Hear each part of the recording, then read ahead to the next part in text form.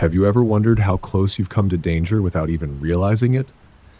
At Shivering Vault, we take you there, one story at a time. But before you drift off, consider liking this video, commenting where you're watching from and at what time, and subscribing to keep these chilling stories coming.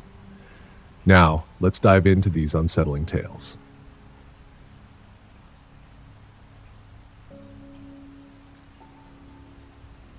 This happened about 3 years ago when I was in college down in rural Texas.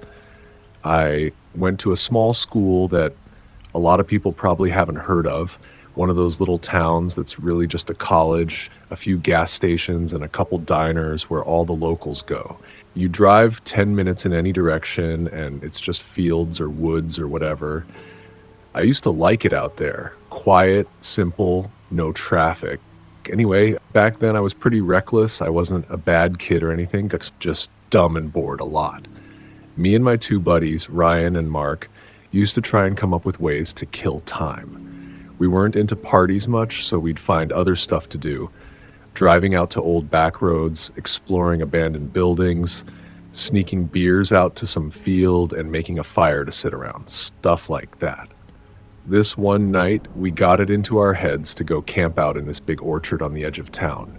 We weren't going to steal anything or mess stuff up.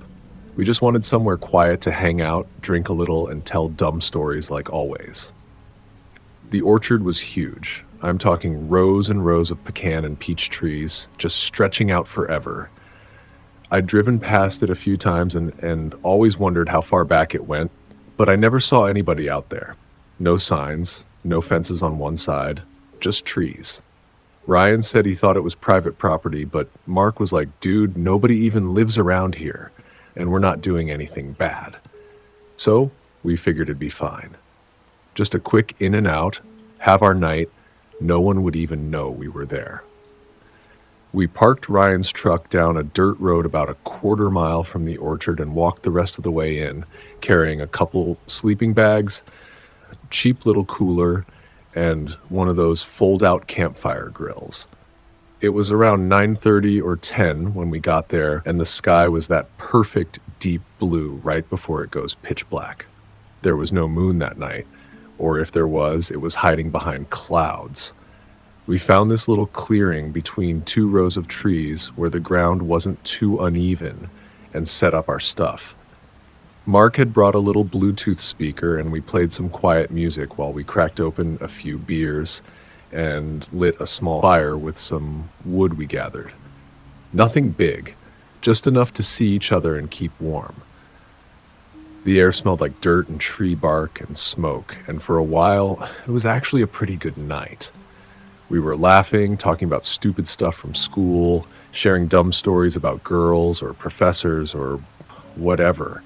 I remember feeling like we were in our own little hidden world. You couldn't see the road, or the stars even, just darkness and trees in every direction. I think that's what made it so creepy later.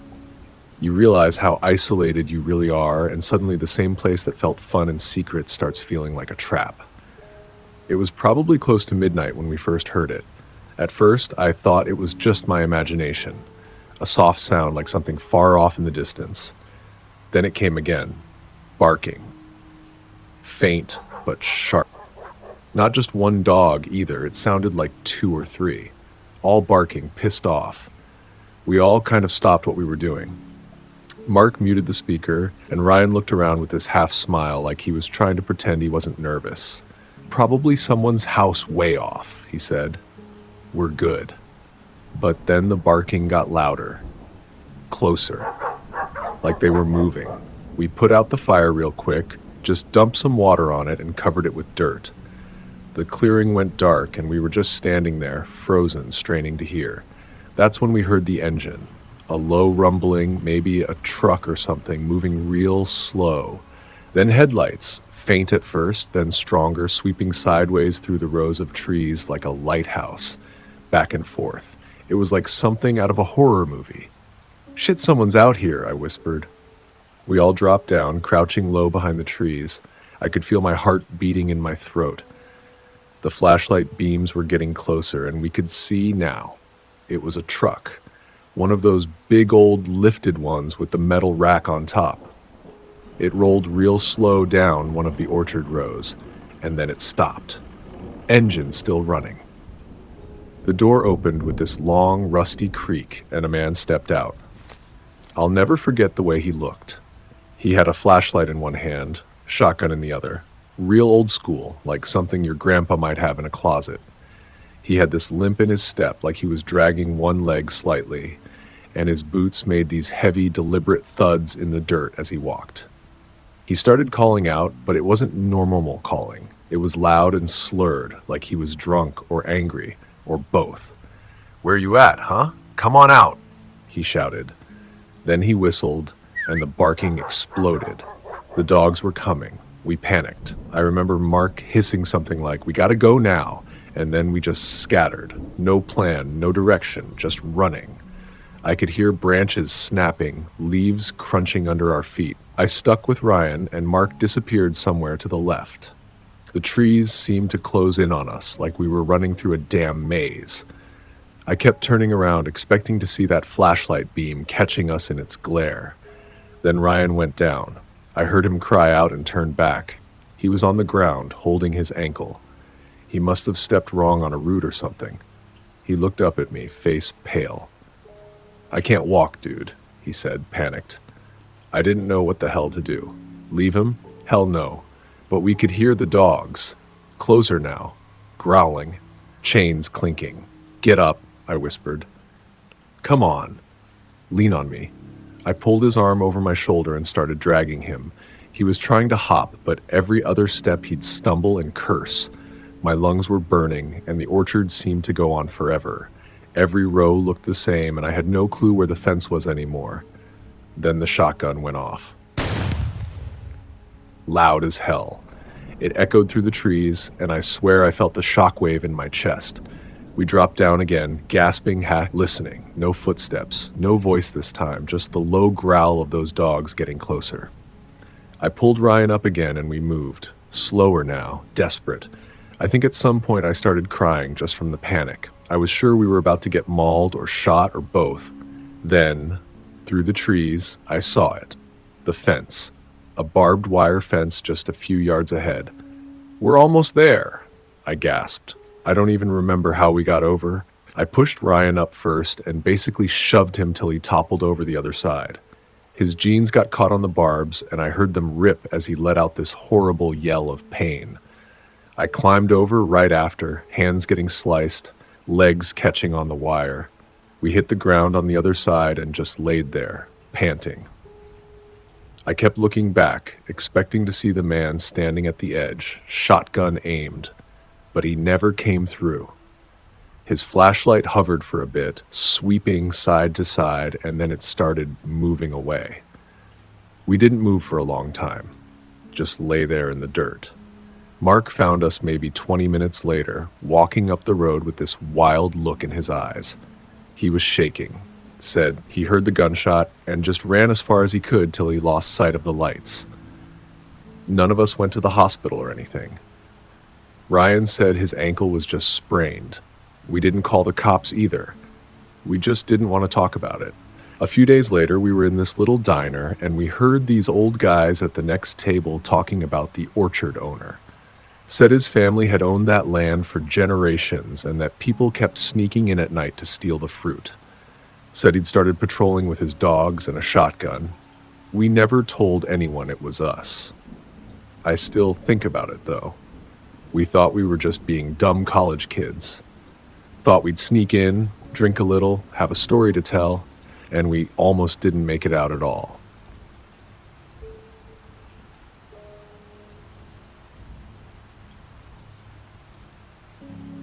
I'm 16 years old, live in a suburban area just outside of Columbus, Ohio.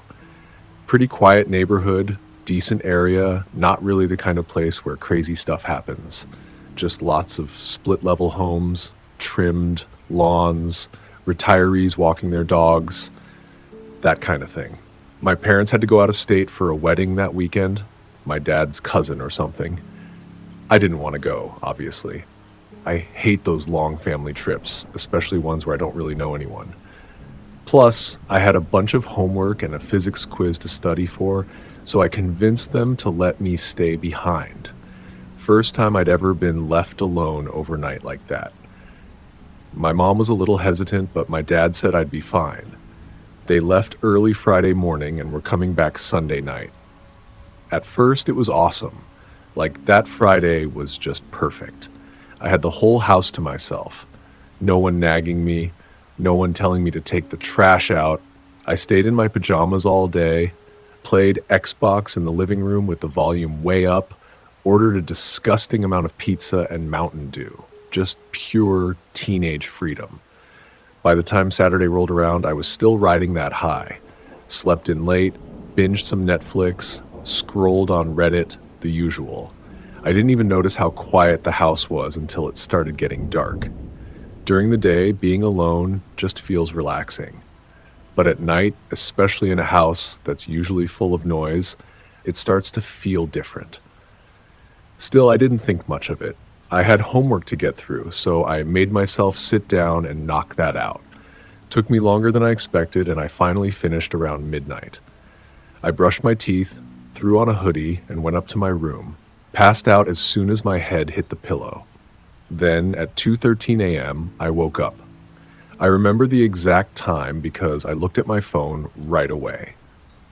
I felt super thirsty, like I hadn't had water in days. My throat was dry and scratchy, and I was kind of hot for some reason. I figured I'd just get a glass of water from the kitchen and head right back to bed.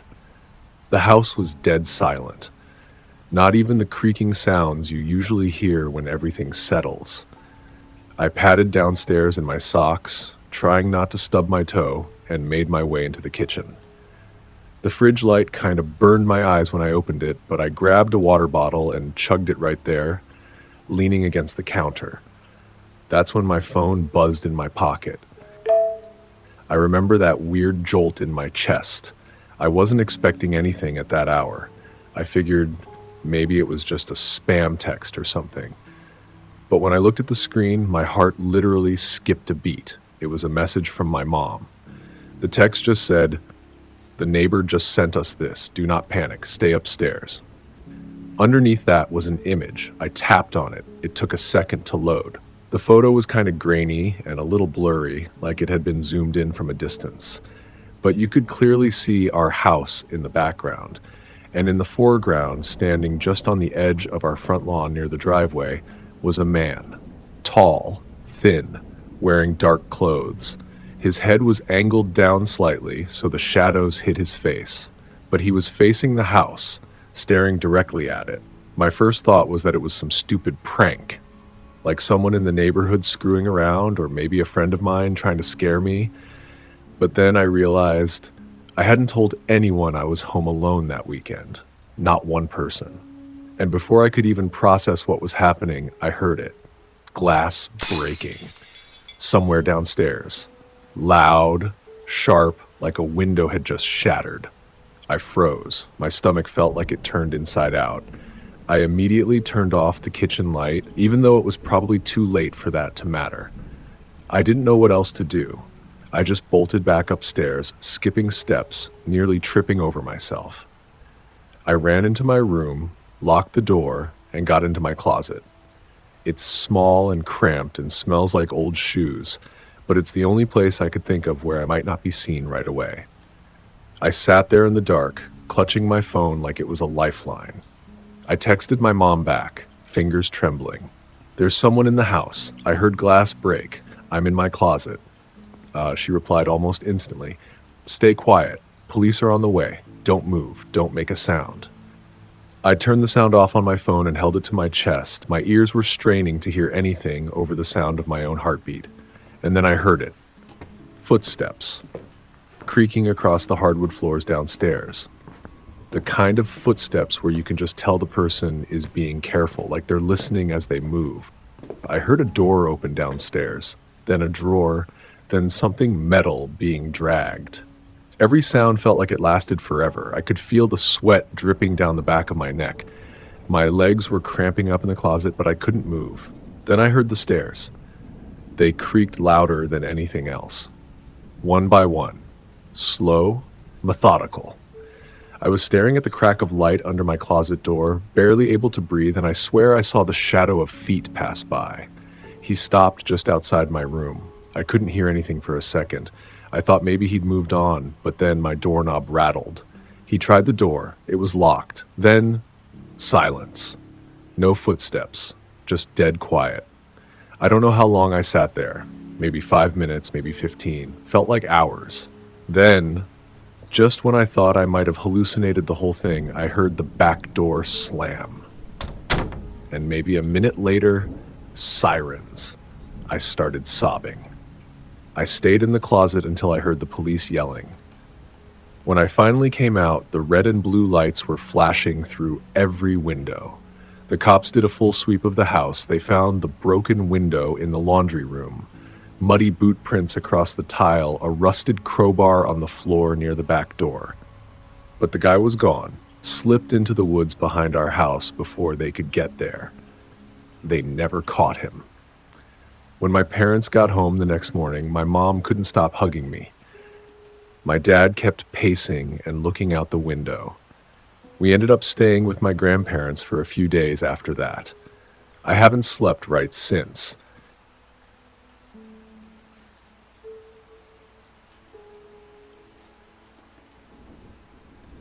I had just moved into my first house. I'm in my late 20s, single, working a decent job that finally let me leave my old apartment and buy a place of my own.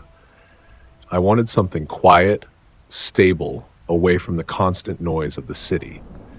After months of searching, I found this one-story house in a California suburb. It wasn't huge, but it felt like a dream come true. Clean street, trimmed lawns, older couples walking dogs in the evenings, exactly the kind of neighborhood where you assume nothing bad ever happens. The first week was a blur of unpacking. Boxes everywhere, furniture still half assembled, me eating takeout on the floor because my table hadn't even been put together yet. I was exhausted, but happy, you know? It finally felt like my life was coming together. On my 6th night there, I was in the living room late, trying to hook up my TV. I had wires and remotes scattered around, sitting cross-legged on the carpet with YouTube tutorials playing on my phone. Out of nowhere, the doorbell rang. I froze. It was around 9:30 p.m. I didn't know anybody in the neighborhood yet, and I wasn't expecting anyone. For a second, I just sat there staring at the front door.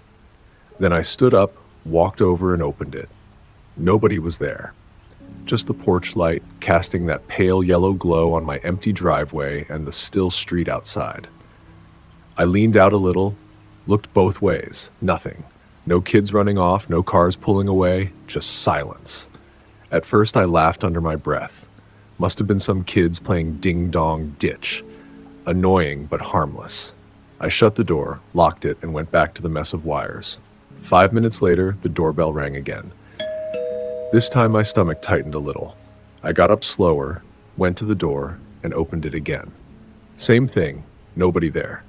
The night air was cool, the street dead quiet. I stood there longer, scanning the yards and shadows, but nothing moved. By the 3rd ring, it stopped being funny. It wasn't just a harmless prank anymore. It felt deliberate, like somebody was messing with me on purpose. I didn't go outside that time. I just stood behind the door, peeking through the little peephole, waiting. I couldn't see anyone. I tried to brush it off, told myself to stop being paranoid. Went back to my TV setup, though my hands were a little shaky. Every small sound in the house, the fridge clicking on, the wood creaking, made me tense up. That's when the doorknob rattled. Not gently either. Someone grabbed it hard, twisted it, shook it like they were testing how secure the lock was. The sound of metal straining against the frame made my chest tighten instantly. My whole body went cold. I just stood there, staring at the knob, half expecting it to turn all the way and the door to swing open. After a few seconds, it stopped. Silence again. I backed away slowly, heart pounding so loud it felt like it filled the room. I was still frozen in place when the garage motion light flicked on. I nearly jumped out of my skin. My garage is attached to the house with a little side door that leads into the backyard. I knew nobody should be out there. My car was parked in the driveway, so there was no reason for that light to trigger. I forced myself to creep toward the front window, the one that overlooks the driveway and part of the garage. My plan was just to peek, see if maybe a cat or raccoon had set it off. I pulled the curtain back a tiny bit. That's when something slammed against the glass right in front of my face. A violent, deliberate bang that rattled the pane. I stumbled backward so fast I nearly fell. My hands were shaking so badly I dropped my phone on the carpet. I didn't see a face, didn't see details, just the sudden shock of impact and the clear message. Someone was right there, inches away from me. That was the moment I called 911. I crouched in the hallway with the phone pressed against my ear, whispering to the operator. I tried to explain what was happening, that someone was outside my house trying to get in. My voice was shaking so hard I could barely form words. She told me to stay on the line, stay low, stay quiet, and that officers were on their way. While I waited, the doorbell rang again. It echoed through the house, sharper this time, like whoever pressed it leaned on the button. Then I heard quick footsteps running across the yard, moving fast. My whole body locked up.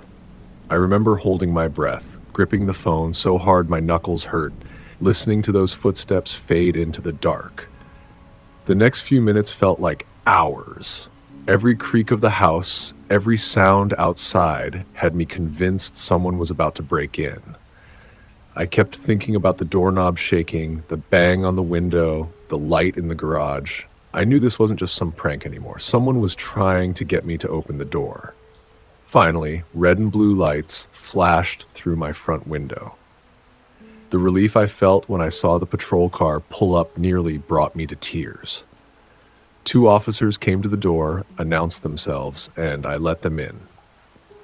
They swept the area around my house, flashlights cutting through the shadows.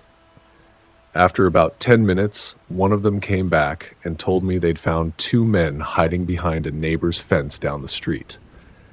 Apparently, these guys had been targeting houses in the area. Their method was simple but terrifying. One would keep the homeowner busy at the front door, ringing the bell, rattling the knob, trying to draw them out, while the other circled around back, looking for a way in through the garage or a window. If the door opened, they'd rush in. If it didn't, they'd keep pushing until either the person panicked and slipped up, or they found another entry point. The officers told me flat out that my quick call probably stopped them from breaking into my house. If I had gone outside to check after the first ring, or if I had ignored the rattling at the door and walked away, things could have gone a lot worse. I thanked the cops, though even as they left, I felt this heavy weight settle over me.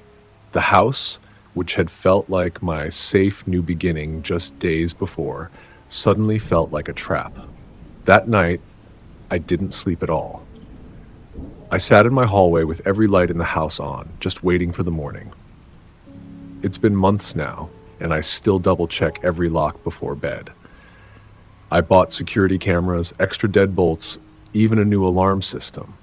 My friends tease me about being paranoid, but I don't care, because once you've heard your doorknob rattle in the dead of night, once you've felt the vibration of someone slamming against your window, you can't ever look at your safe neighborhood the same way again.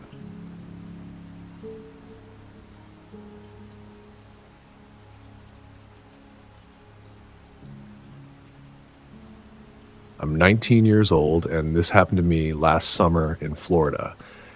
I'm still not really over it, and honestly, I don't think I ever will be. For some background, my uncle owns this little cabin way out in the woods near a lake. He doesn't really live there full time. He just uses it when he wants to go fishing or get away from things. It's not the kind of place with neighbors or anything like that. Once you're out there, you're basically cut off. There's no one for miles except maybe the occasional fisherman or hiker passing through, but usually it's dead quiet. My uncle offered me the cabin for a weekend, telling me it would be a good place to relax and clear my head after finishing up the semester. I thought it sounded perfect. I was looking forward to just being by the water, maybe doing some fishing, and having some peace and quiet with no classes, no noise, and no responsibilities. When I got there Friday afternoon, everything was calm. The cabin itself is pretty small, just one bedroom, a bathroom, a little kitchen, and a front porch that looks out over the lake. It's kind of rustic. No internet or TV, but it feels cozy in a way. At first, I honestly thought I was going to have the best weekend. The first night was uneventful. I cooked some ramen on the stove, listened to the crickets outside, and read until I was too tired to keep my eyes open.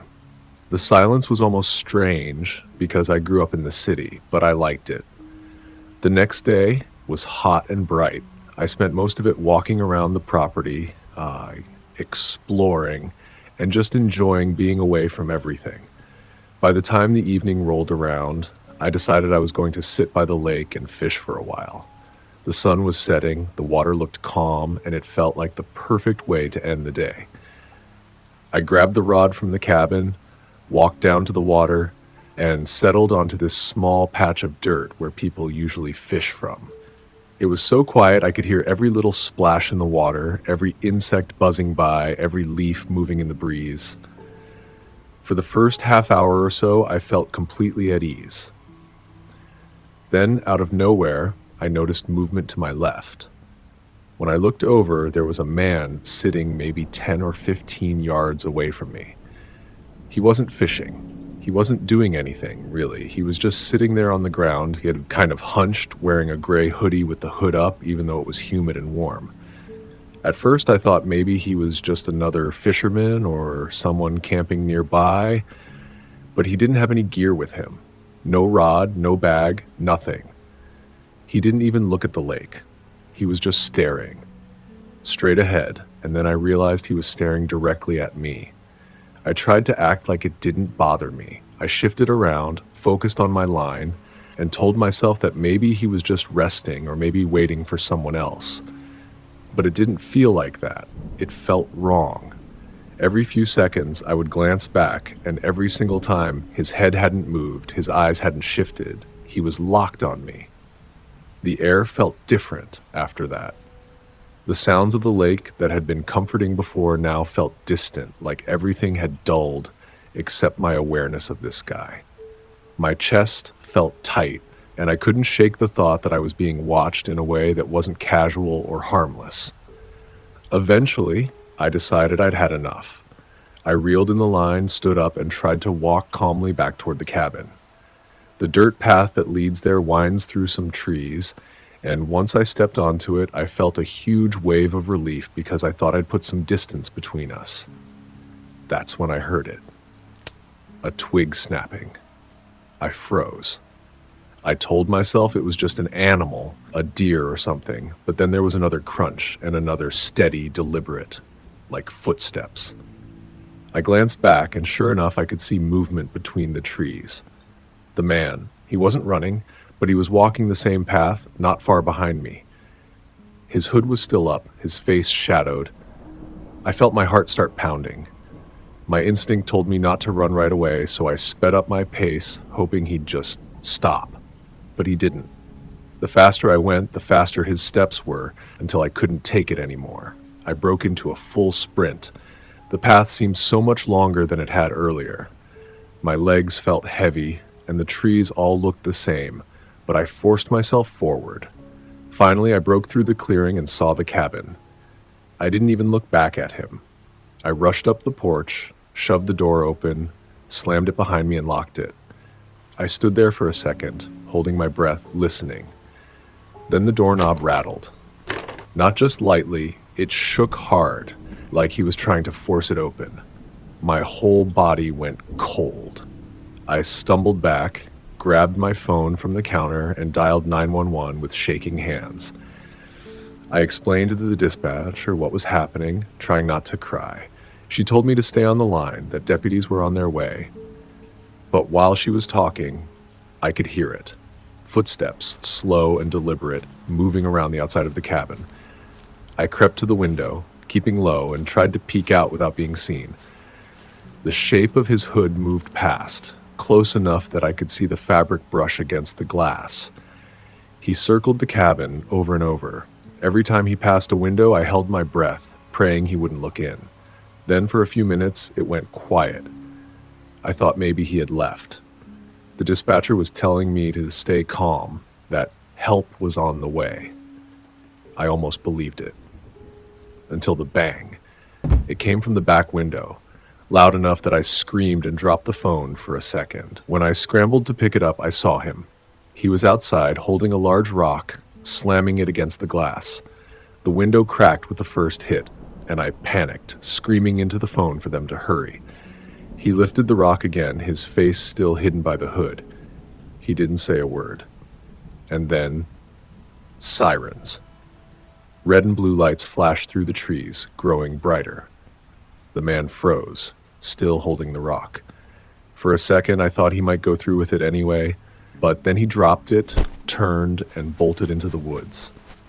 Deputies poured in seconds later. I ran outside to them, shaking so bad I could barely stand.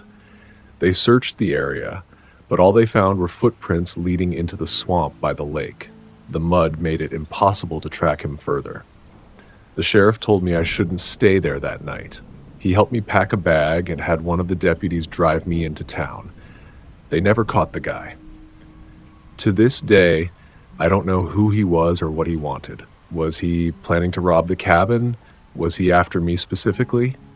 I guess I'll never know.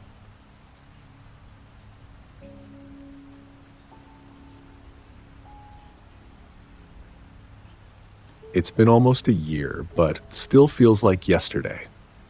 I live out on the edge of a little town in Missouri. I've been renting this trailer for a couple years now. It ain't big, but it's just me, so it does the job. I work part-time down at the hardware store in town. It's a pretty quiet life overall, and I like it that way. My trailer sits on the edge of a small park, like maybe 20 or 30 other units spread out, lots of trees around, and not a lot of noise, especially not at night. The park kind of fades off into some woods behind my unit. Real pretty in the fall, with all the trees turning orange and yellow, leaves everywhere. You hear the wind move through the trees, maybe a few dogs barking now and then, but usually it's dead silent once it gets late. I keep to myself mostly. Just me and my TV, a couple beers at night, and an occasional phone call with my sister who lives down in Springfield. Anyway, this happened last November, right after Thanksgiving. I remember that because I had just come back from visiting my sister and her kids for the weekend. Drove home Sunday afternoon, unpacked my bag, and settled in for the night. I was feeling lazy, so I threw on some old reruns and microwaved some leftover stuffing she packed for me. By the time it got dark, I was in sweatpants, laid out on the couch, just relaxing. I think it was a little after 11 when it started.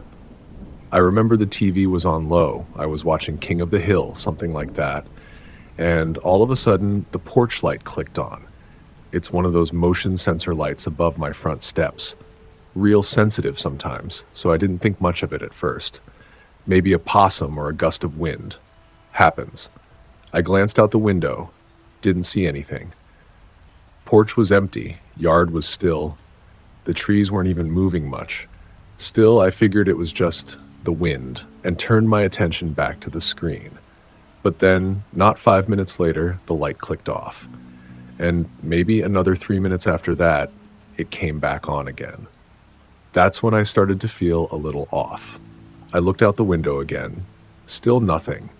But the way the light was just clicking on and off, something didn't feel right. I stepped to the door, opened it just a crack, looked around. The whole yard was quiet. Leaves scattered all over, the wind barely moving them. I didn't hear anything. No footsteps, no rustling in the bushes, just cold air and silence. I shut the door and locked it. I remember that clearly. Then I sat back down, turned the volume on the TV a bit lower. I don't know why, maybe just a gut feeling. I wanted to hear better. You know when your body just knows something isn't right, even if your brain hasn't caught up yet? That's how it felt. Then it clicked off again, then back on. I stood up slow that time. Didn't go straight to the window. I waited. I stood behind the curtain for a second, listening. Nothing. Then I peeked through. That's when I saw him.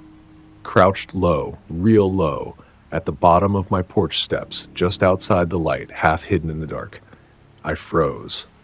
He was dressed in dark clothes, hoodie or jacket, couldn't tell exactly, and he wasn't moving.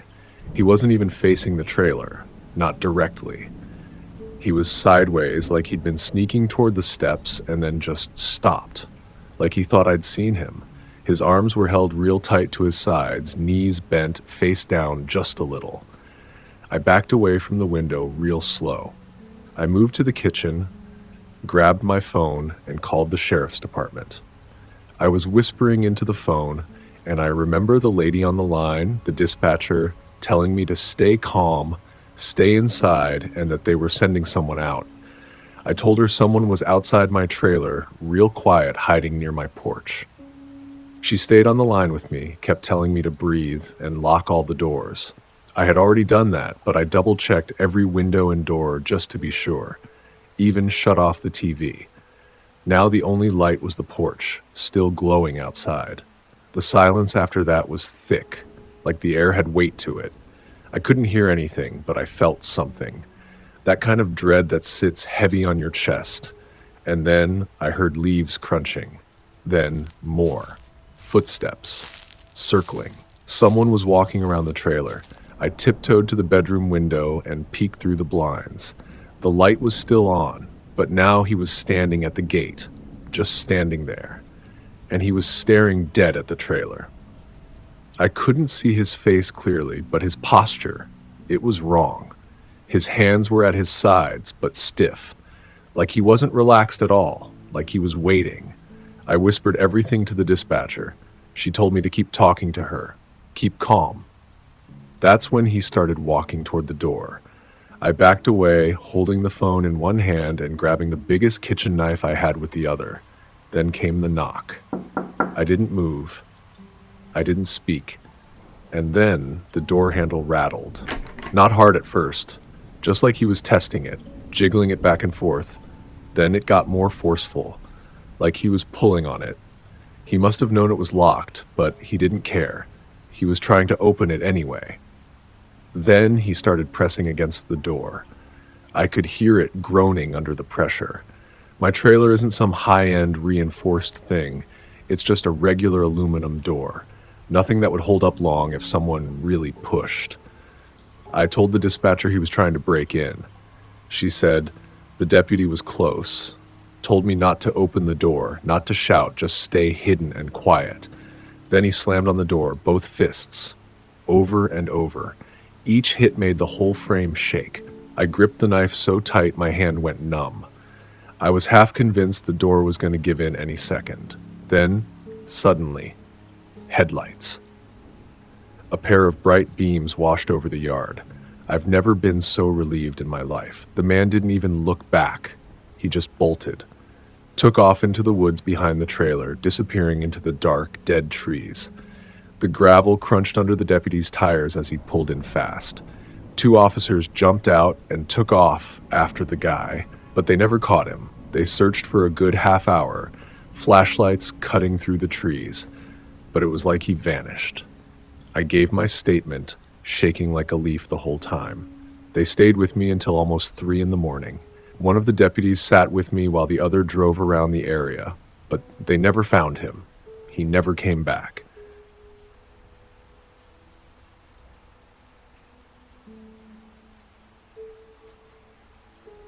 I'm 18 now. This happened last year in late August of 2023.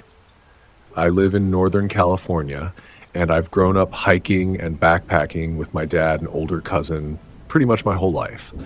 I've been out in the woods more times than I can count, so I'm not some beginner or someone who doesn't know what they're doing out there. I've seen bears, heard coyotes, hiked through freezing rain, even had a mountain lion follow us once. So when I tell people I know the difference between wildlife and something else, I really mean it. Anyway, I decided that summer I wanted to do something kind of dumb. I wanted to go out on a solo camping trip. just for one night on a trail I knew really well.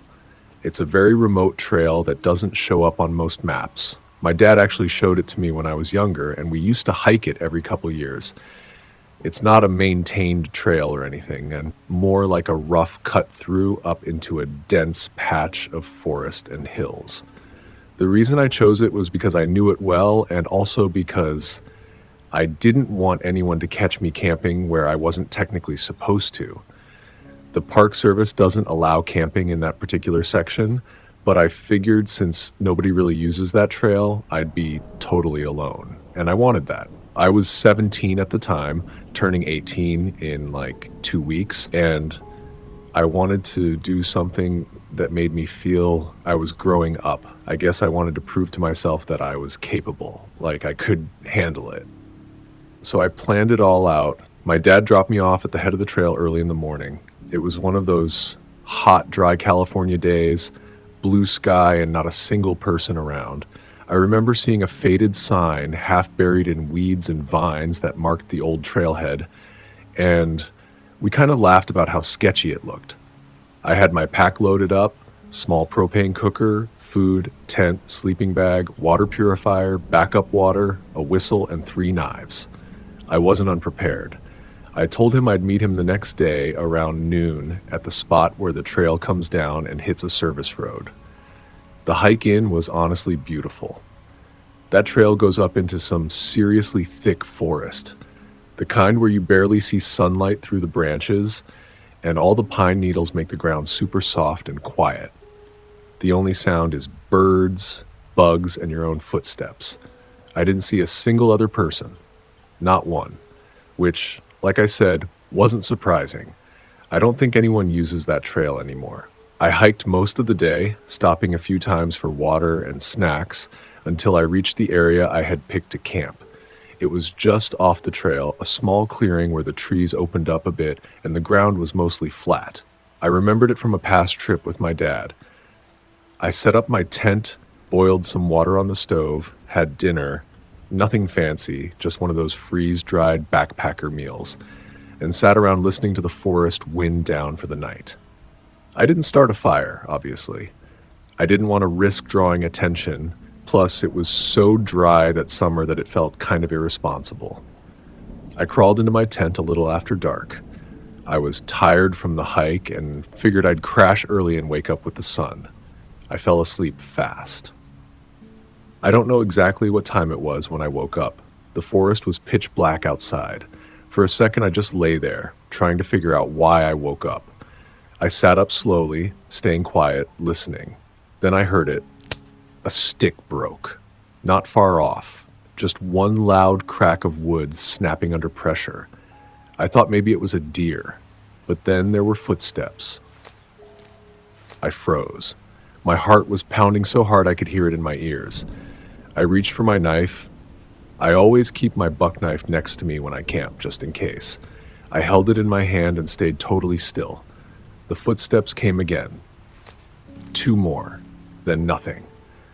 They weren't coming directly toward the tent, more like circling? I couldn't tell. Everything was dead quiet again. I was terrified but kept silent. Even if I wanted to yell, I felt I couldn't. Then I heard what only confirmed my fear.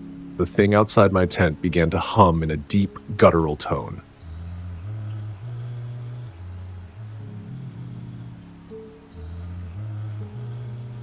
There was no doubt it was a person. I was holding my breath, knife in hand, frozen. The humming didn't stop. It just kept going, slow and steady. My mouth went dry. I felt cold. My fingers were clenched so tight around the knife that they hurt. I don't know how long it lasted. Could have been 2 minutes, could have been 10. I didn't dare move. And then the humming stopped. Nothing. Then I heard one slow step, then another, fading. I thought it was over, but then there was this sound. Scratching. Not on the tent, but on a tree nearby, a slow scrape of something rough against bark.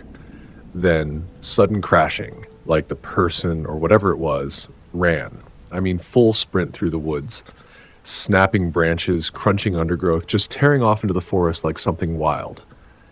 I sat there, wide awake, for the rest of the night. I didn't sleep a second. I just sat with my back against the tent wall, knife in hand, listening. I never heard another sound. No footsteps. No animals. Nothing. When the sun finally started coming up, I got out of the tent slowly. I packed everything in a panic.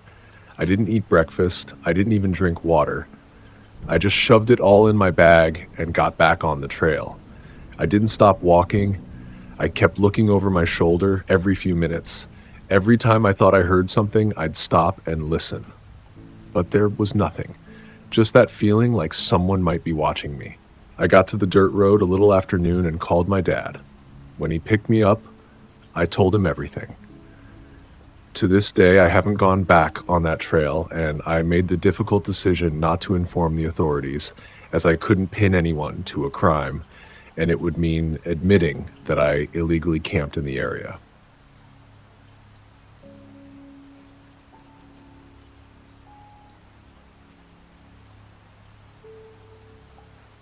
I recently moved into my first house about 3 months ago. It's in a suburb in California, nothing crazy fancy, just a little one-story place with a small yard and a garage. For me, though, it felt like a huge milestone. I'm in my late 20s, been working like crazy, saving up for years, and finally being able to sign the papers and say, "This is my house," was a big deal. The neighborhood seemed pretty normal when I first checked it out, families with kids riding bikes, people walking their dogs, cars parked in the driveways. It's not a gated community or anything, but it felt safe, quiet. That's actually what drew me in, because I've lived in apartments for years where you hear your neighbors fighting through the walls or people stomping upstairs or music blasting in the middle of the night. I thought this would finally give me some peace. I was still in the middle of settling in, boxes everywhere, furniture not fully arranged, still figuring out where to put things. The first few weeks, every night after work, I'd just come home and unpack a little more. That night, I remember it was around 9:30 or so, maybe closer to 10. I was in the living room messing with the curtains, trying to see how they'd look over the big front window. That's when I heard it. A knock on the door. It wasn't loud or urgent, but it was enough to make me freeze, because I wasn't expecting anyone. I didn't really know anyone in the neighborhood yet.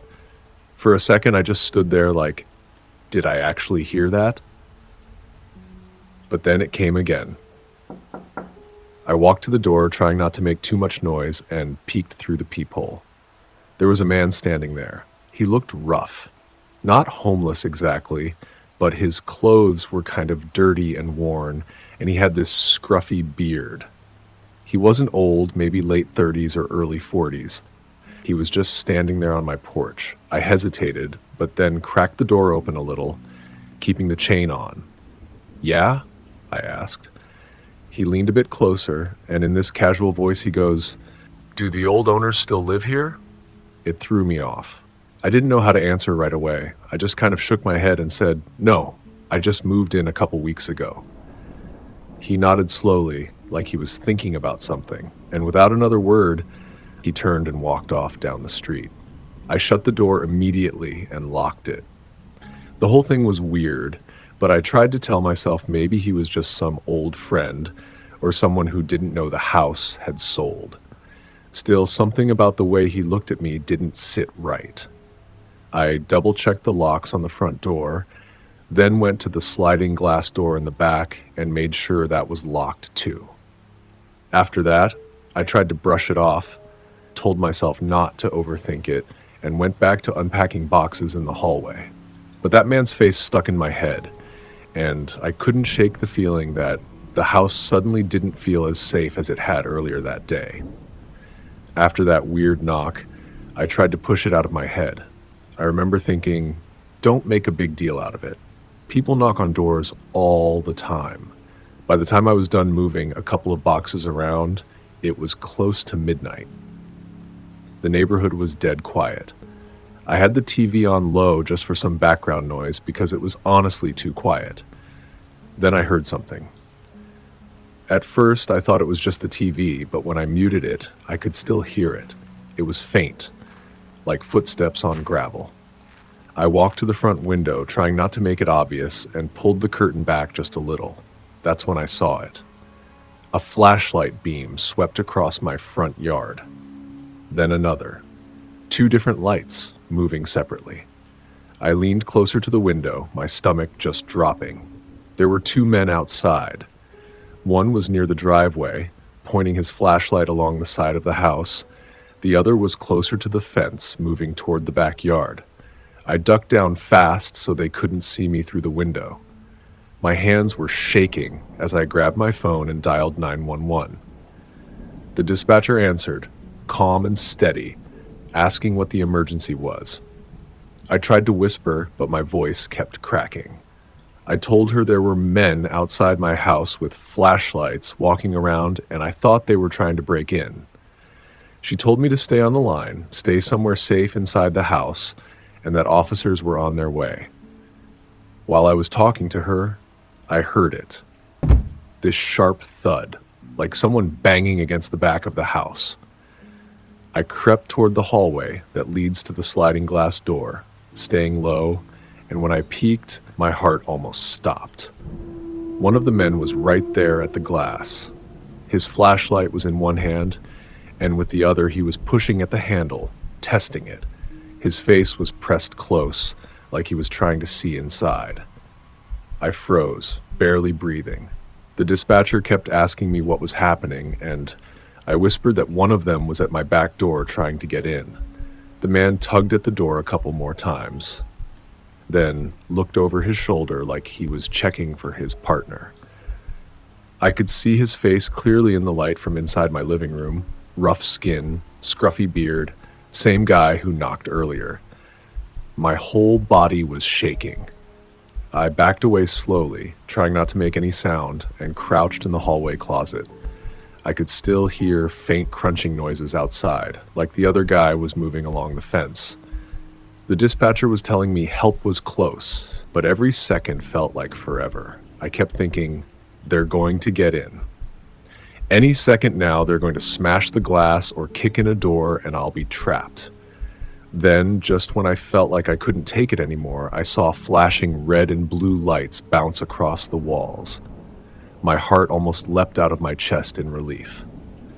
Through the little crack in the curtain, I saw the two men scatter. One bolted down the street and the other tried to cut through my neighbor's yard. The police cars pulled up fast and officers jumped out, chasing after them. I didn't move from the closet until I heard a loud knock on my door and a voice calling, "Police, you can come out now." I stepped out, legs shaking so bad I could barely walk, and unlocked the door for them. One of the officers told me they caught one of the guys a couple streets over. The other got away, but at least they'd stopped whatever was about to happen. Once things settled a little, one of the officers stayed with me while the others searched the area. I was still shaking, clutching my phone like it was the only thing keeping me steady. The cop explained what had probably happened. He said there's been a crew in the area targeting houses that just sold. They'd pretend to be looking for the old owners, knock first to see if anyone answered, then come back later assuming the place was empty or lightly occupied. Hearing that made my stomach drop.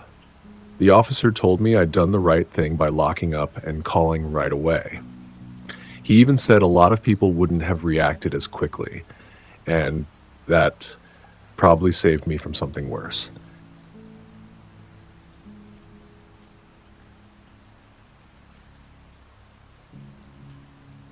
I'm a 28-year-old woman. I live in Florida, and I used to go jogging almost every morning around this lake trail that loops through a big patch of woods not far from where I live. It's about 3 miles all the way around, mostly dirt path and trees, but there's a paved stretch on one side closer to the main road. It's a peaceful place, quiet in the early morning, birds everywhere. Sometimes you see turtles or even gators in the water if you're paying attention, but mostly it's just peaceful. I always went with my best friend Rachel. We made it kind of our thing. Early mornings, talk about work, life, relationships, then go grab coffee after. We'd been doing that for almost a year. Same trail, same routine, every day before work. But this one morning in late July, she texted me before sunrise and said she had a stomach bug or something and couldn't come. I thought about skipping the run, but I figured, whatever, I've done this trail 100 times, I'll just go by myself and be careful.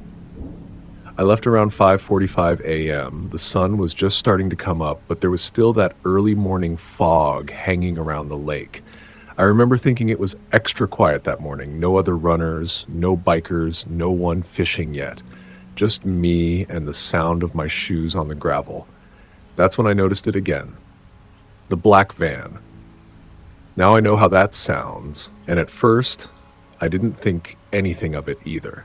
It wasn't the first time I'd seen it. In fact, Rachel and I had joked about it before. It was this older-looking black van, no windows on the side, just one sliding door. We'd seen it a few times over the past few weeks, parked at weird angles along the trail, sometimes near the wooded turn where the path goes out of sight for a while.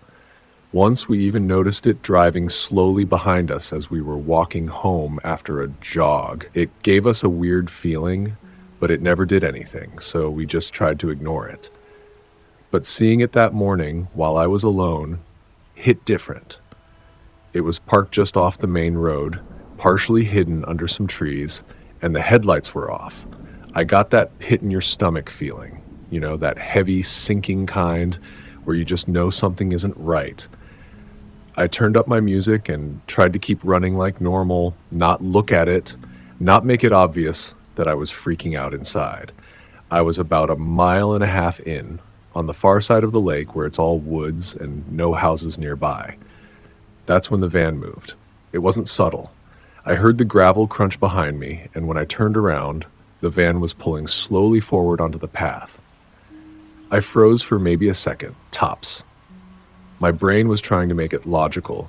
Maybe someone's just driving through to the service road, but the van stopped right across the path, blocking it completely. The side door slid open. It made this awful screeching metal sound. Then a guy jumped out.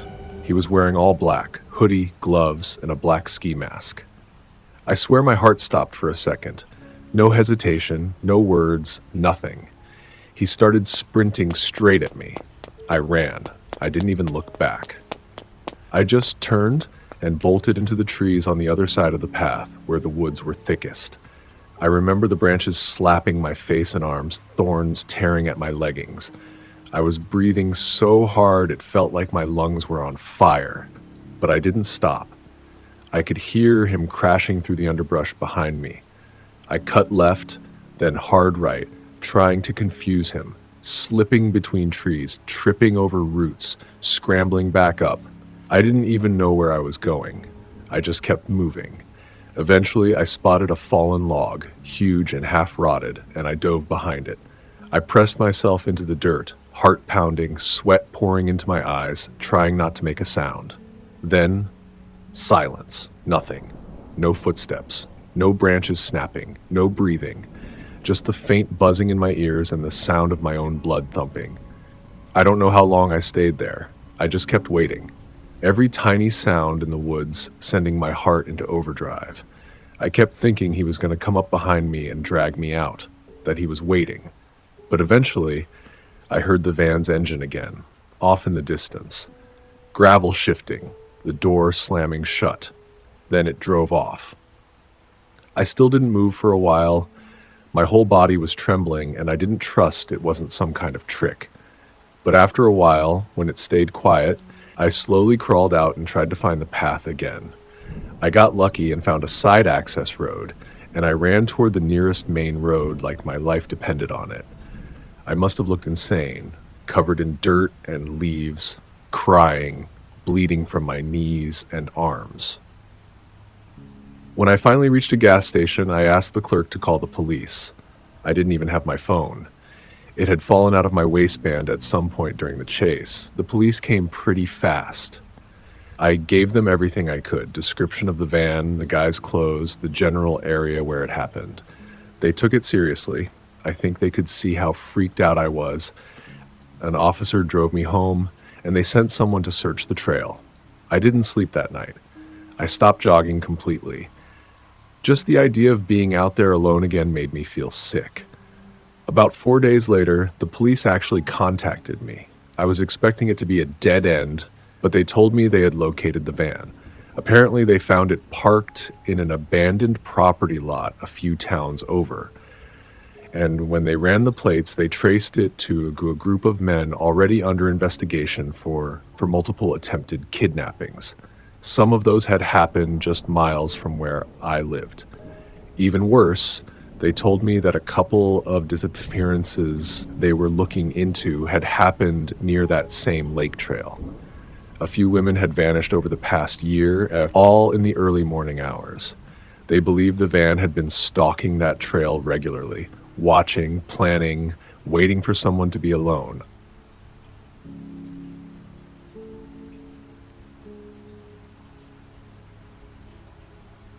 I live in Texas, just outside Houston, and at the time I was about 24. One of my neighbors, an older couple, were heading out of town for a week to visit family, and they asked if I could house sit for them. They had a dog, but the dog was going with them, so my only job was basically to make sure the house was fine, collect mail, and just keep an eye on things. I figured easy money, right? Their house was just across the street from mine, a 2-story place with a decent backyard. Pretty normal suburban neighborhood. Nothing sketchy ever really happened there, so I didn't think twice. The first day was fine. I worked my shift, came back, made sure everything in their place was locked up, and then just watched TV for a while. Honestly, it was kind of nice to have a whole house to myself. The second day is when everything happened. The forecast had said a storm was coming later, and by the afternoon, the sky looked darker than usual. I thought I'd run out and grab some groceries before it got too bad. I drove to the store, picked up some stuff to make dinner, snacks, and a few random things. By the time I was checking out, the rain started coming down. By the time I got back in the car, my clothes were already sticking to me. When I pulled into the driveway of their house, thunder cracked so loud it made the windows rattle. I grabbed the grocery bags and made a run for the front door, completely soaked by the time I got inside. I locked up, dropped everything in the kitchen, and just stood there for a second, catching my breath while the rain hammered on the roof. I put everything away, made myself a sandwich, and sat in the kitchen, listening to the storm. At one point, while I was putting a few cans in the pantry, I thought I heard this faint creak from upstairs. I froze for a second, but then told myself it was just the house shifting from the storm. I didn't think much of it. Later, I made a bigger dinner and then went to the living room to watch TV. The storm was still going hard, rain against the windows, thunder off and on.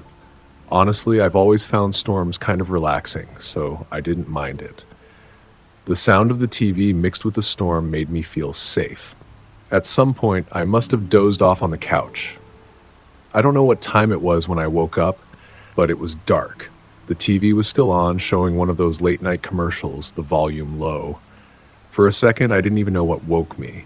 I just felt this rush of alertness, like my body already knew something was wrong before my brain caught up. Then I heard it. Above me, on the second floor, there was the sound of footsteps. Slow, deliberate, not like a creak here and there, but actual weight shifting across the floor. My stomach dropped instantly. I just laid there on the couch, frozen, trying to tell myself I was imagining it. Maybe the storm was messing with the house. Maybe it was tree branches hitting the roof or something. But then, clear as day, I heard the creak of the stairs. Someone was coming down. My whole body went cold. I slid off the couch as quietly as I could, heart pounding so hard I swore it was louder than the thunder outside. I didn't even think, I just bolted into the downstairs bathroom. I shut the door, left the light off, and crouched down behind it. My hand was shaking as I pulled my phone from my pocket, but I didn't even dial yet. I was too scared that the sound of me talking would give me away. From the crack under the bathroom door, I could see little flashes of the hallway whenever lightning lit up through the windows. And then I saw it. A shadow moved past the door, slow, the shape of a person. In his hand, he was holding something that caught the light, a knife. I nearly dropped my phone right there. I could hear him breathing, heavy, steady breaths as he walked through the hall. I don't know if he was talking to himself or whispering, but there were these little murmurs mixed in, too quiet for me to make out. He checked the kitchen, then the living room. Every step he took felt like it was right in my skull. I finally pressed the numbers on my phone and whispered to the dispatcher, telling them someone was in the house. They told me to stay quiet, stay where I was, and that officers were on their way. Meanwhile, the guy kept moving around. At one point, the footsteps came back toward the hallway. I saw the shadow pause right in front of the bathroom door. He stood there. Just stood. I clamped my hand over my mouth so hard my nails dug into my skin. He didn't touch the door, but he lingered there for what felt like forever. And then, just like that, he walked away.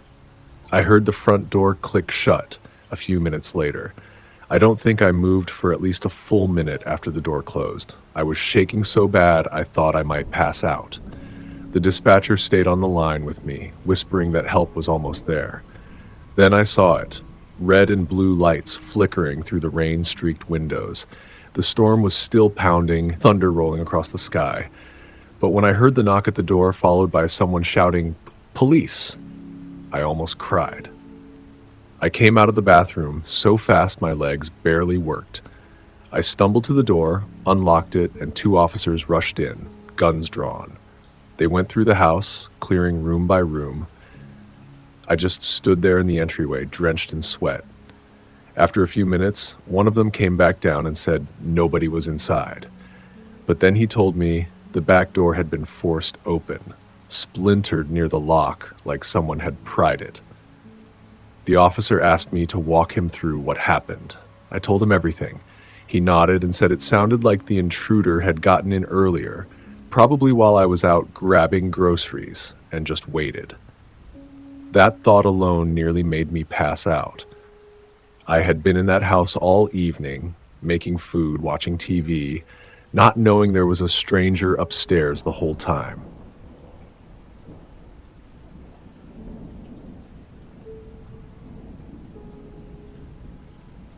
I'm a college student in Texas, and this story happened to me last summer. It's the scariest thing that's ever happened in my life, and honestly, I still think about it more than I want to. To give you some context, I go to Texas State and was living in San Marcos at the time.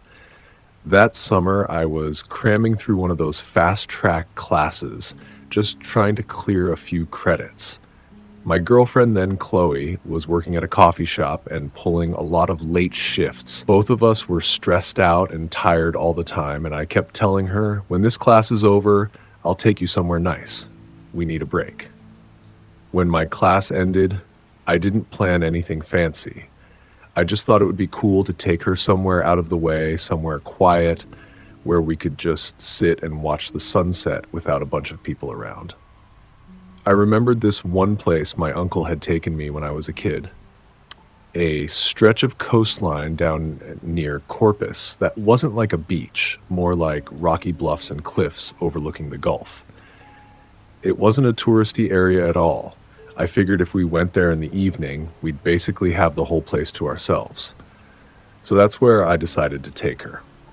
We left in the late afternoon, packed a couple bottles of water in a cooler bag, and drove south. The drive itself was long and boring, with stretches of nothing but marsh and brush. By the time we got near the coast, the road had turned to cracked asphalt, and we could smell salt in the air. I pulled off into a dirt clearing where it looked like other cars had parked before, but that day we were the only ones there. We started walking along a trail that wound toward the bluffs.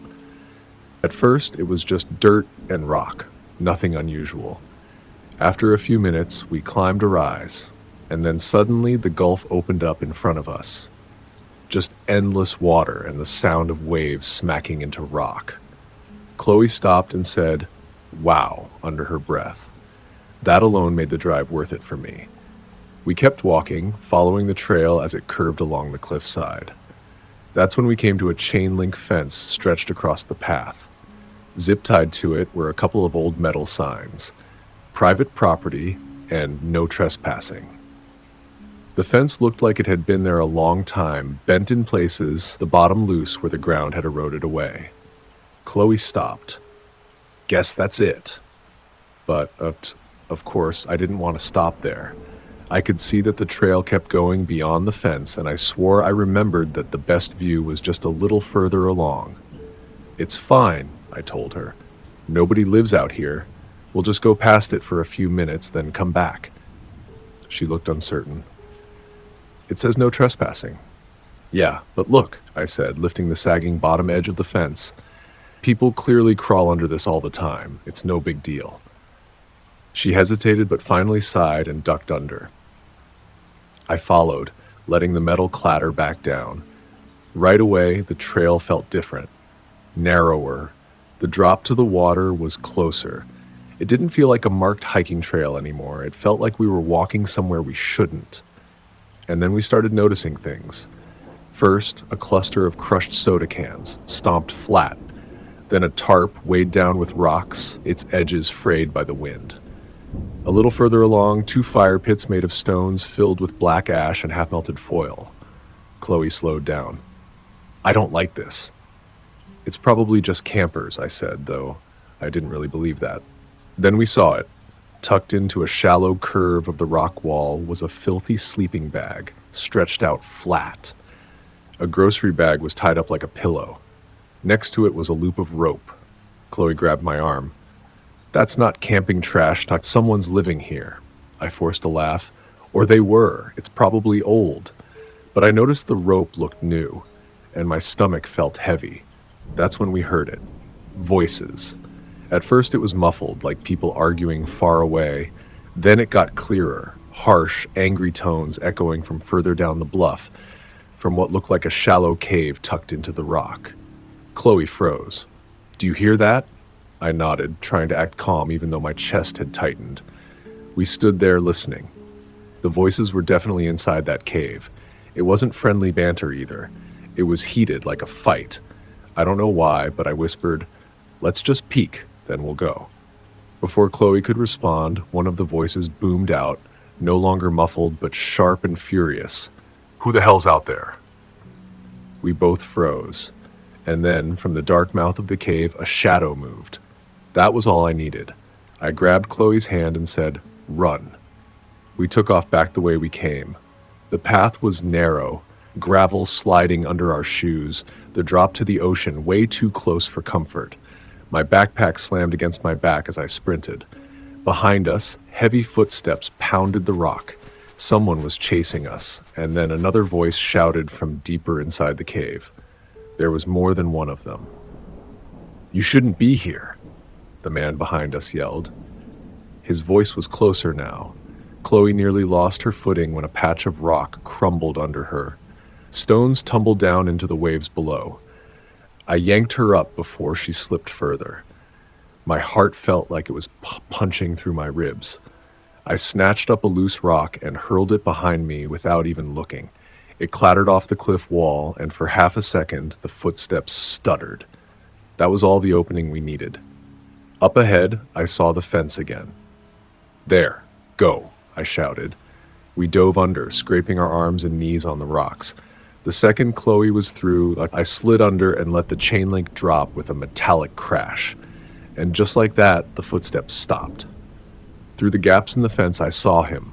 A tall man in a dark shirt, head shaved, standing 20 feet away. He didn't come closer. He just stared. Then slowly, he raised a hand and pointed at us.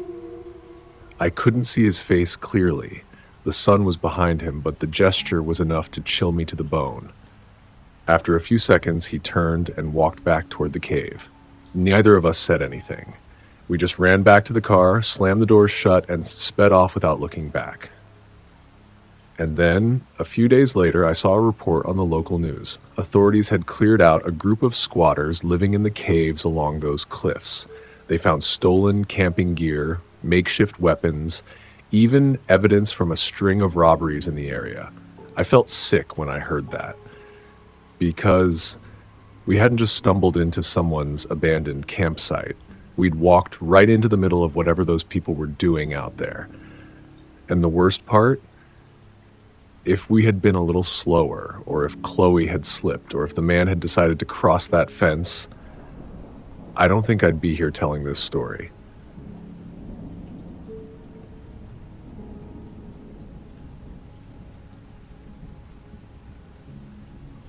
I remember it like it was yesterday, even though it happened a few years ago. I was staying alone at my cousin's farmhouse just outside Fort Worth, Texas. My cousin had been planning a work trip for a couple of days, and since I wasn't doing much at the time, he asked if I'd come look after his place. The farmhouse was an old one, quiet and isolated, just the way I liked it. It wasn't a huge place, but there were a few acres of land, a barn, some animals to take care of. Nothing out of the ordinary, really. I didn't mind the solitude, especially with the way things had been going in my life. I figured I could use some time away from the noise of the city. The storm rolled in late that evening, around 9 or 10 p.m.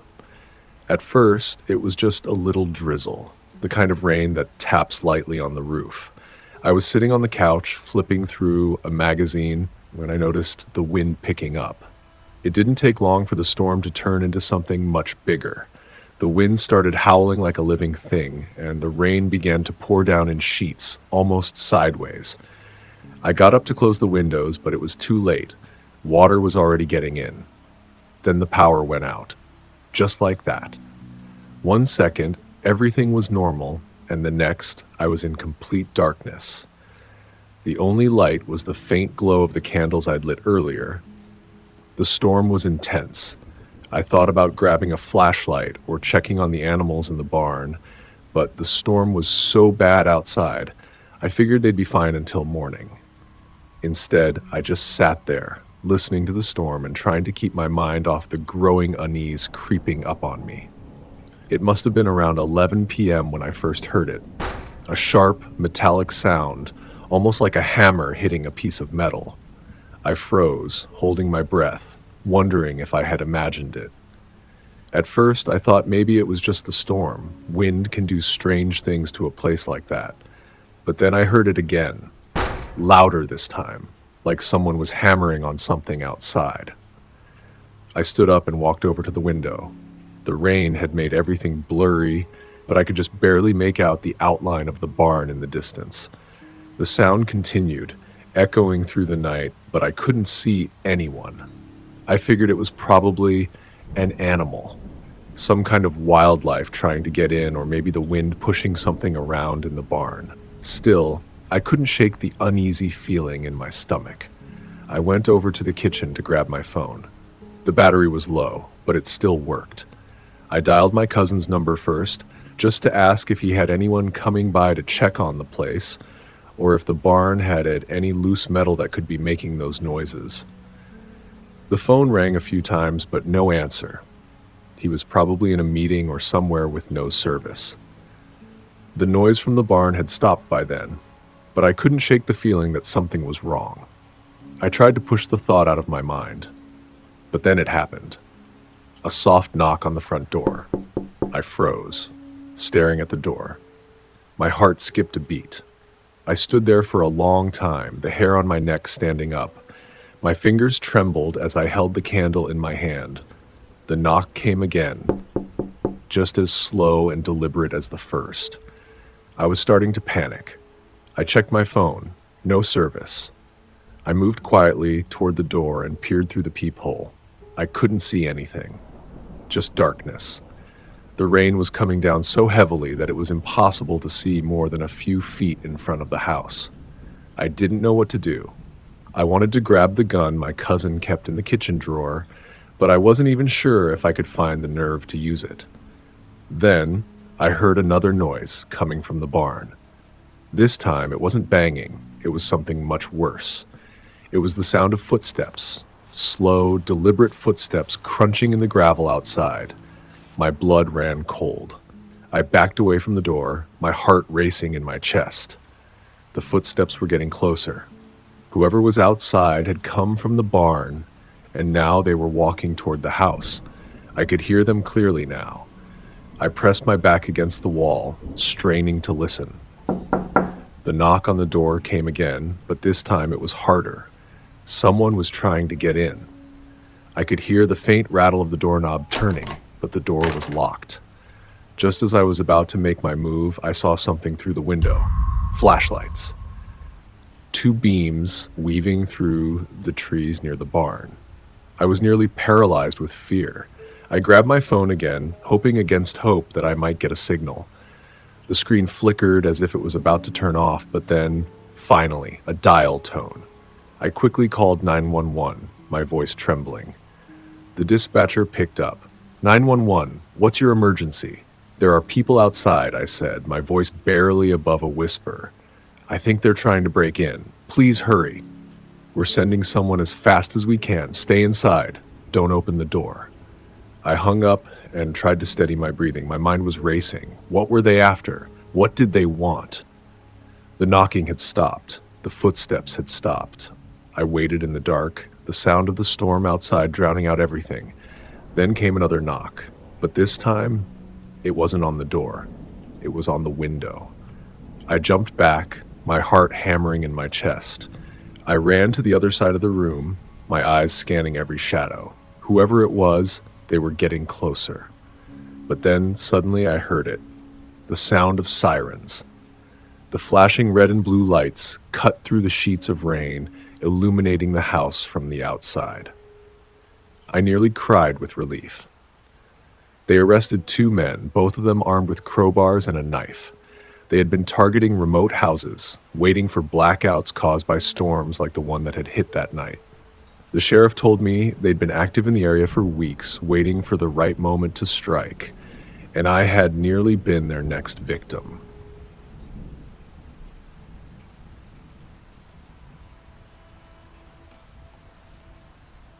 When I was younger, I lived with my mom in a small house. During my middle and high school years, she worked overnight shifts, which meant I was usually home alone from 8 p.m. until 4 a.m. This particular incident happened just a few months before I graduated high school. One night around 7:30, I said goodbye to my mom like usual. After she left, I spent a few hours playing video games. It was a school night, so I wasn't supposed to stay up too late, but I ended up pushing my bedtime anyway. At around 11:30, I turned everything off and went upstairs to bed, but I spent another hour scrolling on my phone before finally falling asleep. I woke up suddenly to the sound of a door closing downstairs. I glanced at the clock. It was 3:30 a.m.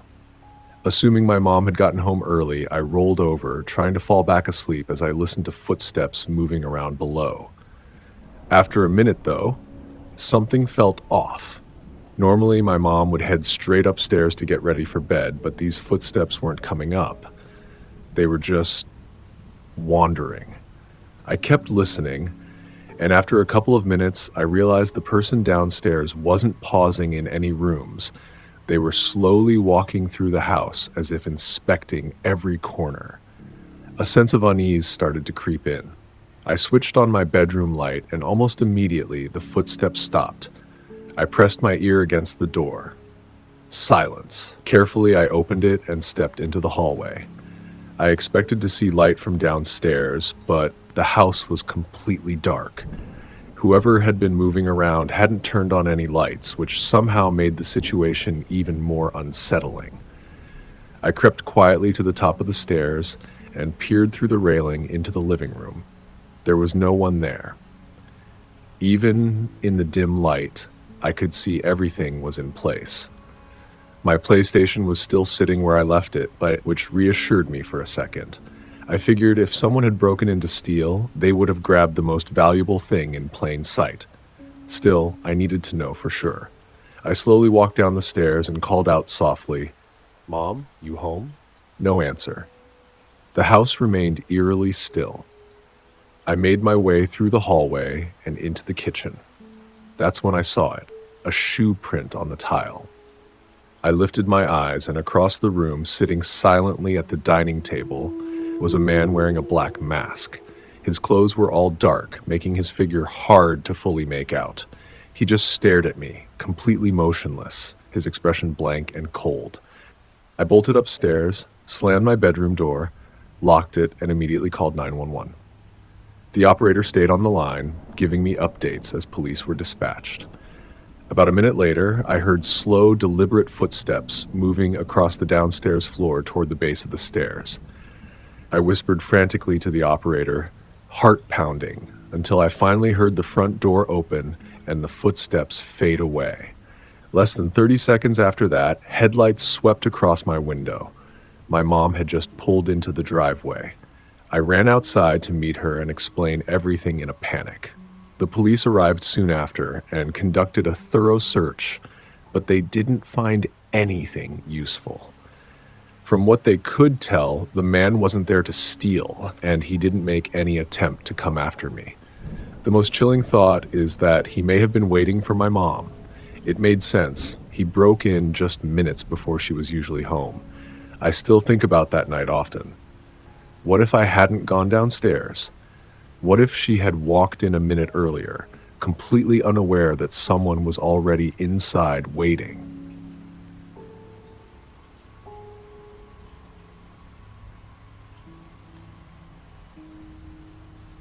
It was around mid-October. Me and 3 friends decided to go camping. We figured, why not? The leaves were changing colors, and it was the perfect time to get away from the city noise. We picked this spot about 2 hours outside town.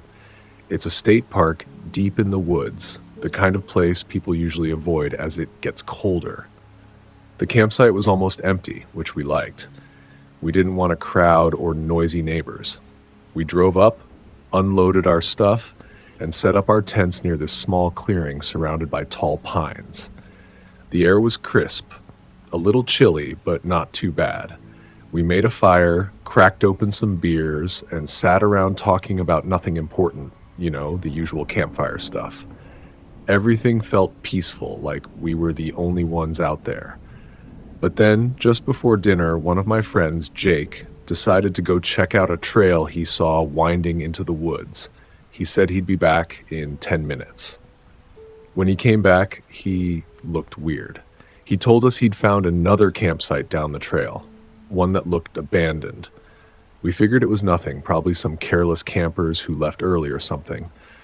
But Jake described it like this: a tent ripped apart, like someone had cut through it.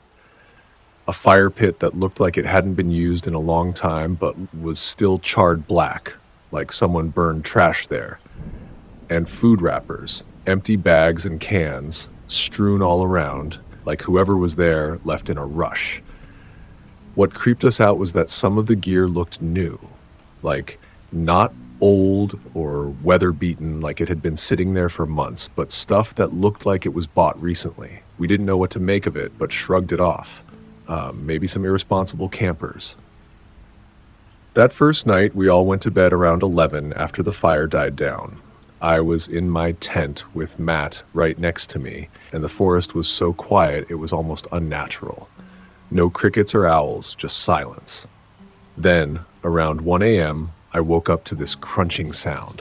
It was like leaves and twigs breaking under someone's feet. I nudged Matt and whispered, "Did you hear that?" He said, "Yeah." But when we unzipped the tent and shone a flashlight outside, nothing was there. No shadows, no shapes, just the dark trees swaying in the wind. We went back inside and tried to sleep, but I kept hearing that sound off and on for the next hour. Morning came, and we all got up to make breakfast. When we checked the cooler we'd set near the fire pit, it was dragged a few feet away, and the lid was cracked open. Some of the food was gone, not much, but enough to notice. We looked around, but saw no footprints or anything else suspicious. We didn't talk about it much, just figured maybe an animal got into it. But then things got worse the next night. We decided to keep the fire going a little longer, trying to shake off the weird feelings from the first night. We told ourselves it was probably just animals or some pranksters messing around. Around midnight, I was just about to crawl into my sleeping bag when Matt nudged me and said, "Hey, look."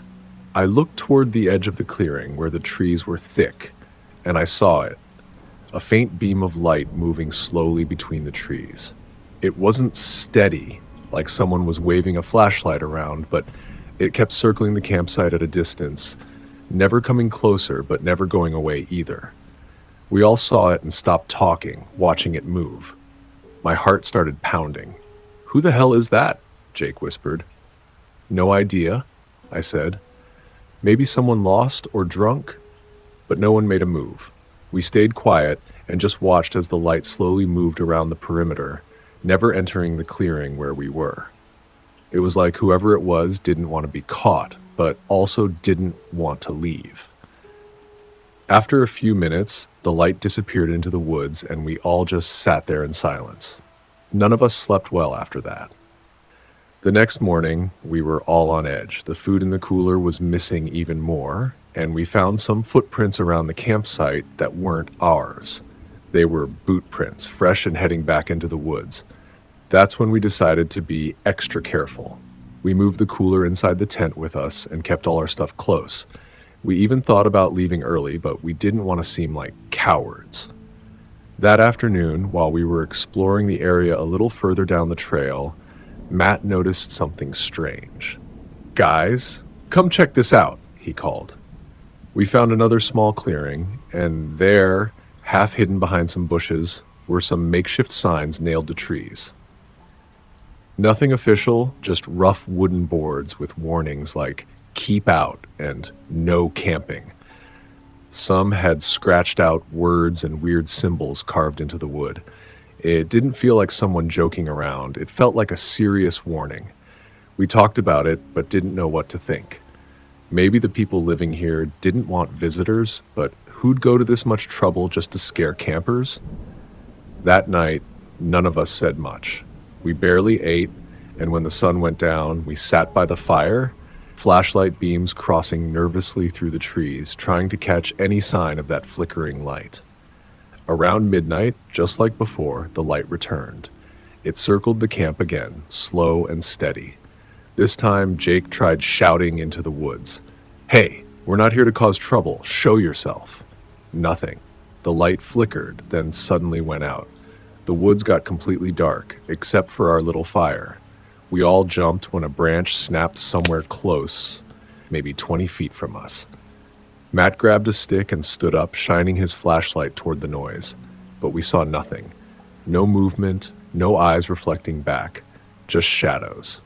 The next evening, we were all ready to pack up early.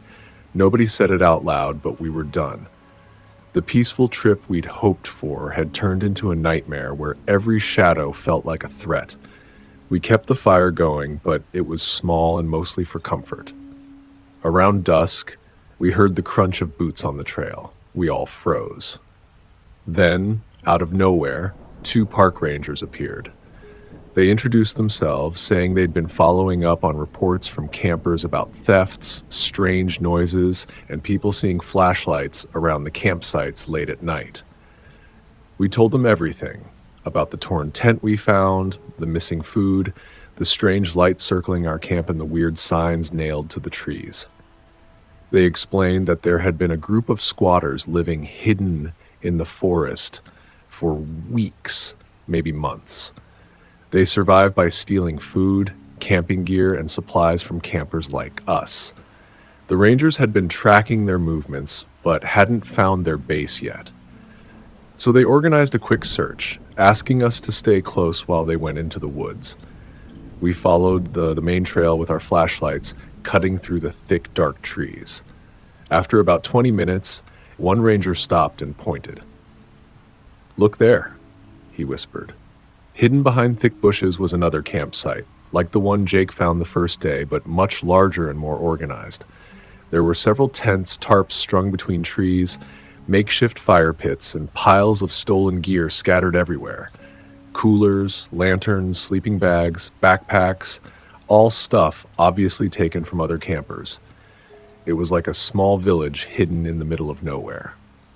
One ranger carefully stepped closer and called out, but there was no response.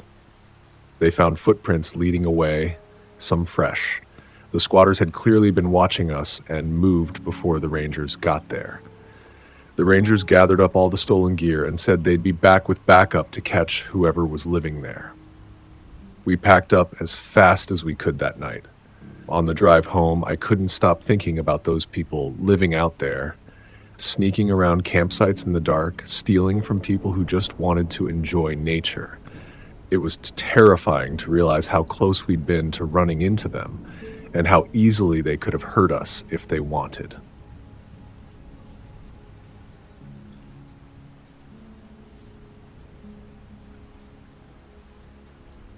My name is Jason. I'm a sophomore at a college in Texas. I've been into making videos since high school. Nothing big, mostly random clips, little edits, short stuff I'd throw up on YouTube just for fun. Recently, though, I started getting into this whole urban exploration thing. I'd seen tons of channels where people sneak into abandoned malls or old hospitals or half-built places, and it just had this eerie cinematic vibe that drew me in. Now, I'm not going to sit here and pretend like I'm some professional filmmaker or anything. Honestly, I don't even know what I'm doing half the time. I just grab my phone, hit record, and kind of wing it. Anyway, this was back in late October. The weather was finally starting to cool off a little, which made the idea of sneaking around outside at night not completely miserable. There was this construction site I'd passed a few times on the edge of town, just this big skeleton of what was supposed to be an office building or something. I'd drive by and see the steel beams, the scaffolding, stacks of lumber, the whole thing just kind of looming over the road. At night, it looked even more unsettling. It always gave me this weird feeling when I looked at it, but at the same time, it seemed perfect for the kind of video I wanted to make. So one night, I decided I was going to do it. I parked my car about a block away because I didn't want anyone to notice a car sitting right next to the site and get suspicious. The area wasn't really busy, just some empty lots, a few scattered warehouses, and one streetlight that flickered like it was dying. I sat there for a minute in my car, kind of psyching myself up. I wasn't exactly scared yet, but I definitely had that tight feeling in my chest, like I knew I was about to do something I shouldn't. I stuffed my phone charger, wallet, and some random stuff into my backpack so it wouldn't look like I was just carrying a camera around. Then I grabbed my phone, opened up the camera app, and hit record. I figured even if I didn't get much, I could always just delete it later. The construction site was surrounded by one of those chain link fences with the "no trespassing" sign zip-tied every few feet. Honestly, it wasn't very secure. I walked along the fence until I found a gap near the corner where it looked like someone had already bent the metal open just wide enough to squeeze through. I crouched down, slipped in, and just like that, I was inside. The air felt heavier the second I stepped onto the dirt lot. It wasn't windy, but the scaffolding creaked faintly above me, like it was adjusting itself. The moon was high enough that I could see most of the structure without needing my flashlight yet, and man, it looked way bigger up close than it ever did when I was driving past. I started whispering commentary into the camera, trying to sound casual. "All right, guys, I'm in. This place is huge. You can still smell the lumber like fresh cut wood. Nobody's supposed to be here right now." Stuff like that. I walked further in, crunching over gravel and dirt, and aimed my phone up at the exposed beams. They crisscrossed above me, just dark shapes against the lighter sky. There were unfinished staircases bolted to the frame, some covered in plywood, others just raw metal. All around me were stacks of lumber wrapped in plastic, pallets of bricks, and buckets half filled with rainwater. It didn't feel threatening, not at first. I kept filming, moving slow, pointing out random details for the video. My shoes scuffed against the concrete foundation as I walked further in, and the echo of it made me realize how quiet everything was. Not a single car on the road, not even crickets, and that's when I heard it. It was faint, so faint I thought I imagined it. A crunch, like something shifting on gravel or loose wood, except it didn't come from in front of me. It came from above, the second floor. At first, I froze. I literally stopped moving mid-step. My phone still up in front of me, camera recording, but my whole body just locked up. I was straining my ears so hard I swear I could hear my own heartbeat. That sound, it was small. Just one crunch, like a shoe pressing into gravel or maybe a board shifting. But it hadn't come from where I was walking. It came from directly above me, somewhere on that second floor. I tried to rationalize it immediately because that's just how my brain works. I told myself maybe it was the building settling, maybe the scaffolding shifting against the wind, except it wasn't windy. I whispered into the phone, trying to play it cool, even though my voice cracked a little. I think I just heard something upstairs. Could be nothing, but yeah. I thought if I acted like I wasn't bothered, maybe I could convince myself. But then something else caught my eye. There was this long shadow stretching across the concrete floor in front of me. At first, I thought it was from one of the beams catching the moonlight, but the angle didn't make sense. The moon was behind me, not in front of me. The shadow was moving, just slightly, like it was swaying. I slowly tilted my phone upward, raising the flashlight with it. That's when I saw him, just for a split second. A man, standing completely still on the second floor, right at the edge of the frame. His body was half hidden behind one of the vertical beams, but I saw his face, or maybe not his whole face, but enough. Pale skin catching the light, his head angled down toward me. He wasn't moving, he wasn't making a sound, just standing there, watching me. I swear to God, my stomach dropped so fast I felt sick. It was like every nerve in my body fired at once. My first thought wasn't even, who is that? My first thought was just, I need to get out right now. I spun around so fast I almost tripped over my own foot. My backpack swung against my side and I nearly dropped the phone right then. And my brain was screaming at me to get back to that fence, to find the gap and crawl through. But here's the thing, when I was shoving my phone back toward my backpack, my hands were sweaty, like slick. I was panicking so bad that I fumbled it. The phone slipped right out of my hands, smacked the concrete with this horrible clatter, and slid a few feet away from me. I didn't stop to pick it up. I just kept running. My sneakers slapped against the dirt and gravel as I tore across the lot, aiming straight for that corner of the fence. By the time I reached the gap and stumbled through it, my arms and legs were shaking so hard I thought they might give out. I sprinted across the empty lot toward where my car was parked, barely looking behind me. Only when I finally skidded to a stop by the street did it hit me. My phone.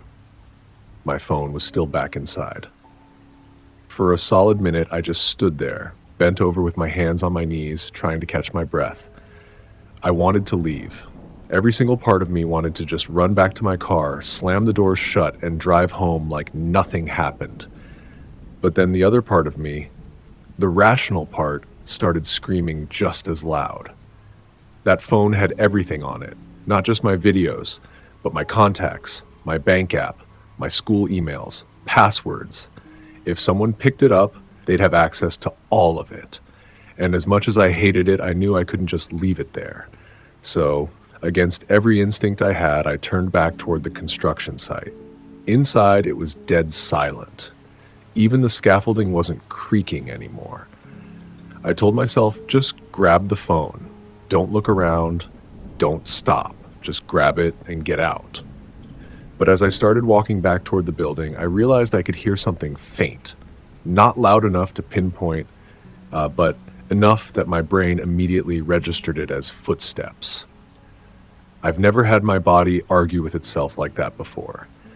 Every step I took forward, there was this equal and opposite part of me screaming to turn around and leave. My eyes kept darting to the corners of the building, the gaps in the scaffolding, anywhere someone could have been standing. My brain was on overdrive, throwing out explanations like maybe it was a homeless guy using the site for shelter, maybe it was another dumb kid trespassing like me, maybe it was even a security guard. None of those possibilities made me feel better. When I finally spotted my phone, I almost broke down with relief. It was lying face down on the dusty concrete just a few feet from where I'd dropped it. The screen was still lit faintly, recording, the flashlight pointed off at some random angle. The sight of it almost calmed me. I crouched down quick, snatched it up, and jammed it into my backpack without even stopping to check if the screen was cracked. I just needed it back with me. That's when I noticed the shadow. It stretched across the ground in front of me, long and distorted, like someone was standing at the far end of the building with the moonlight behind them. Something moved. I didn't see him directly, not at first. Just a flicker of movement as a shape slipped behind one of the steel beams. Not fast, not like someone running away, more like someone calmly stepping out of sight. My stomach clenched so hard I thought I was going to throw up. I didn't think. I just ran. I bolted for the gap in the fence, my sneakers skidding on gravel, my breath tearing out of me in these awful ragged gasps. Behind me, I could hear it, actual footsteps this time. Heavy, fast, pounding against the scaffolding. Someone was chasing me. I didn't look back. I couldn't. I just ran harder. The whole site seemed to close in on me as I darted between stacks of lumber and concrete blocks. I nearly slammed into a pallet as I cut the corner too sharp, scraping my leg against the edge of it. But I didn't stop. I finally spotted the bent section of fence. I dropped down, scrambled through the gap so fast the metal links scraped across my arms, and stumbled onto the empty lot outside. The sound of the footsteps stopped the second I cleared the fence. I didn't wait to see if anyone followed. I sprinted across the dirt lot, my backpack slamming against my shoulders until I reached my car. My hands were shaking so violently I almost dropped the keys trying to unlock the door. When I finally collapsed into the driver's seat and slammed the lock down, I just sat there for a minute, clutching the steering wheel, chest heaving. My whole body was buzzing like it was full of electricity. My phone was in the backpack. My car was locked and I was out. I told myself that was it. Even as I pulled out onto the road, my eyes kept darting to the rearview mirror. The construction site was shrinking in the distance, but I swore I could still feel eyes on me. When I got home, I just threw my backpack down and sat there for a long time. I didn't even bother looking at the video right away. I just tried to calm down. I haven't gone back there since, and honestly, I don't think I ever will.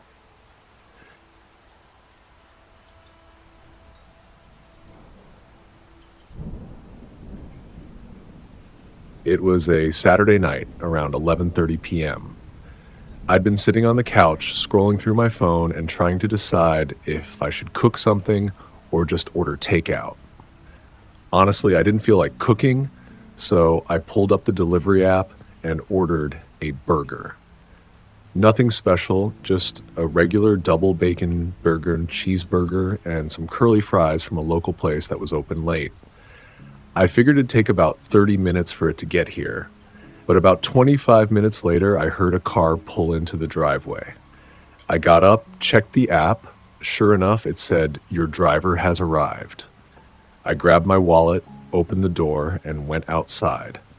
When I saw the delivery guy, something felt off, but I couldn't put my finger on it at first. He was wearing a hoodie and a baseball cap, nothing weird about that. But he didn't immediately hand me the food. He kind of just stood there, holding the bag like he was waiting for something.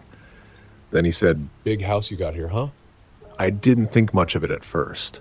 Maybe he was just making small talk, right? So I just nodded and said, "Yeah, it's okay." Then he asked, "So is it just you tonight?" And I thought, that's kind of a weird question, but I didn't really know how to respond. It made me a little uncomfortable, but I just shrugged and lied. "Yeah, my boyfriend's upstairs," which wasn't true. I don't even have a boyfriend, but I just didn't want to say anything else. I grabbed the food and shut the door quickly, locking it right after. For a second, I stood there, staring at the door. I don't know why, but I felt weird about it. Maybe it was nothing, but the whole situation felt a little off. I peeked out the window to see if his car was leaving, and it wasn't moving right away. He was just sitting there, looking at the house. I watched for a minute, and then, finally, he drove off. I didn't think much of it after that, but I also didn't feel like eating. So I put the food on the kitchen counter and went back to the couch. I turned on the TV, but wasn't really paying attention. My dog, Murphy, just laid there on the floor like he usually does. Then, about an hour later, I heard a sound outside. At first, I thought it was the wind, but then I heard it again, this kind of metallic rattling. It was coming from the back gate. I didn't think much of it at first, but then I heard the sound again, and it sounded like someone was messing with the latch. I froze. Maybe it was the wind, or maybe not. I grabbed my phone, opened it, and dialed 911. My heart started racing, but I whispered into the phone, telling the operator that I thought someone was outside messing with the gate. I went over to the kitchen window and peeked through the blinds, trying not to make a sound. The backyard was dark, but I saw someone moving along the fence. I didn't know who it was, but I could tell it was a person. My stomach dropped. I stayed still and whispered to the 911 operator, saying I saw someone outside. The operator told me to stay quiet and to stay inside, so I backed away from the window and went to the stairs. Murphy was right behind me, growling a little, which was unusual for him. He's normally pretty chill, but he wasn't having it. I kept the phone in my hand, just waiting. Then I saw him, the delivery driver. I could see his hoodie clearly now. I thought for a second maybe it was just a coincidence, but then I saw the second person, someone standing just behind him. I didn't recognize the other guy, but I saw enough to know I didn't want to find out who he was. The delivery guy and the other guy started messing with the gate again, pulling on the latch, trying to get in.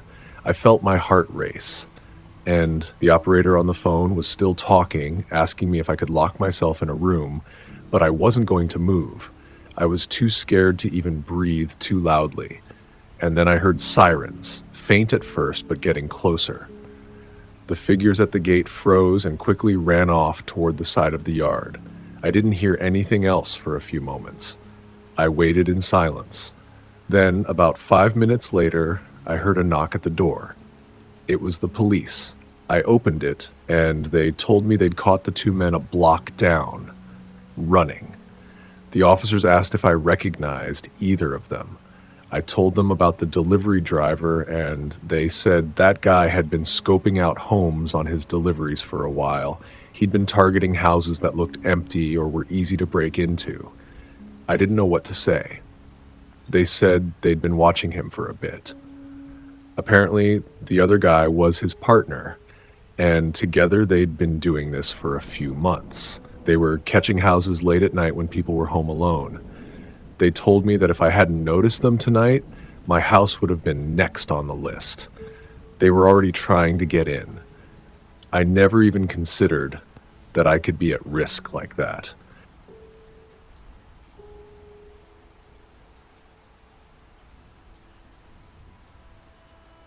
It started off like any normal camping trip. My boyfriend and I, along with a couple of our closest friends, decided to go out west to explore the mountains, take some photos, and just escape from the daily grind. We'd picked a campsite deep in the heart of the park, remote, quiet, the kind of place where you could sit by the fire and stare at the stars without any distractions. The kind of place where you'd hear nothing but the crackling of the fire, the distant calls of animals, and the occasional wind rustling through the trees. On the second day, we had the hosts of the campsite, an older couple who owned the land for generations. They were Native American, and they shared some fascinating stories about their family history. They told us that their ancestors had been buried in the land surrounding the campground for centuries. They spoke about their heritage, the connection to the land, and how the spirits of their ancestors still walked through the area. It was interesting, but honestly, I thought it was more of a cultural tradition, a way of honoring their past. I didn't think much of it at the time. That night, as the sun began to set and the stars emerged one by one in the sky, we sat around the campfire, laughing, roasting marshmallows, and telling stories. The air was chilly, but it felt good. The kind of night that made you feel alive. But as it got later, the wind picked up. It was nothing unusual at first, just a typical gust of wind that swept through the trees, bending the branches and making the tent flap lightly. But then around midnight, things took a strange turn. I woke up to my boyfriend's voice. "It's okay, it's just the wind." At first, I wasn't sure what he was talking about. My mind was foggy from sleep. But when I opened my eyes, the first thing I noticed was how violently the tent was shaking. It was as though the wind had suddenly become a beast, howling and thrashing around us. The entire tent, which was attached to our Jeep, was lifting off the ground like it was about to be torn away. The wind was so strong, it sounded like a freight train roaring through the forest. "Is it just the wind?" I asked, still not fully awake. He didn't answer at first. He was staring at the entrance of the tent, his eyes wide, his face pale. "I don't know," he said, his voice tight. "I've been awake for a while." I sat up, rubbing my eyes, trying to shake off the disorientation. "What do you mean? Why are you awake?" He hesitated. Then he told me what had happened. About an hour before the wind started, he'd heard something. At first, it was so faint that he thought it might have been an animal. Little footsteps, like a child running back and forth outside the tent. It wasn't a sound that belonged to any animal he could think of, not even a deer or a raccoon. He thought maybe it was one of the kids from the campsite, but when he thought about it, the host's kids were all in their late teens or early 20s. None of them were young enough to be running around in the middle of the night. The footsteps continued, quick and light, like they were just outside the tent, darting back and forth along the edge. He said he tried to ignore it at first, chalking it up to an animal or the wind playing tricks on him.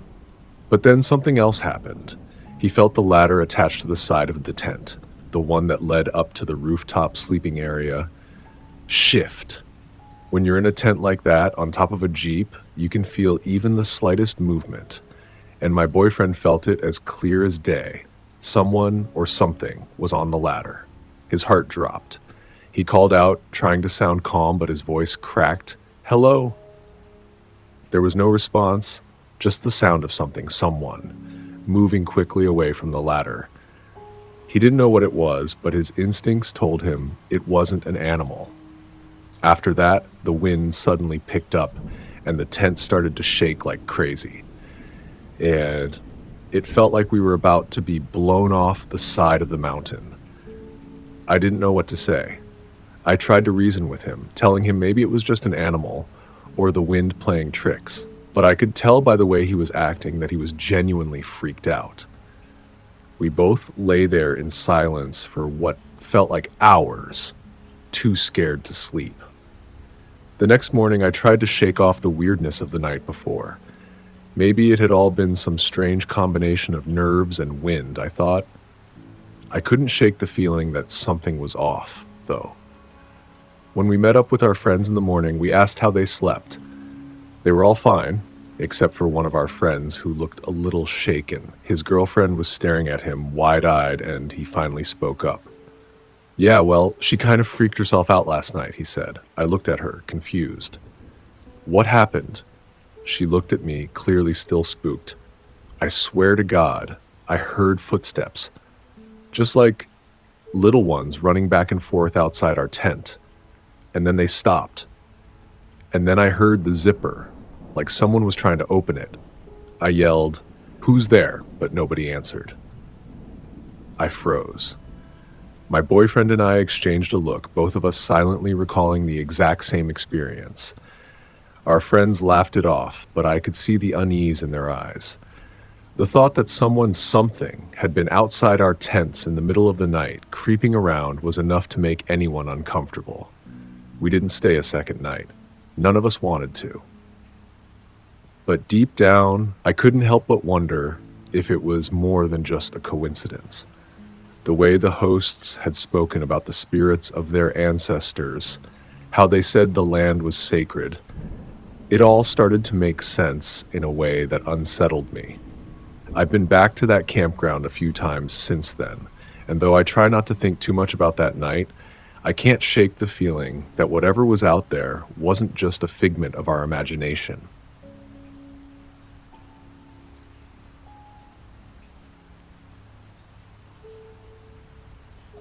That's it for today's tale from Shivering Vault. If you have a story worth sharing, drop it in the comments or send it our way. Don't forget to subscribe and share with your fellow thrill seekers. As always, the Shivering Vault thanks you for unlocking today's tale. Until next time, the vault awaits your return.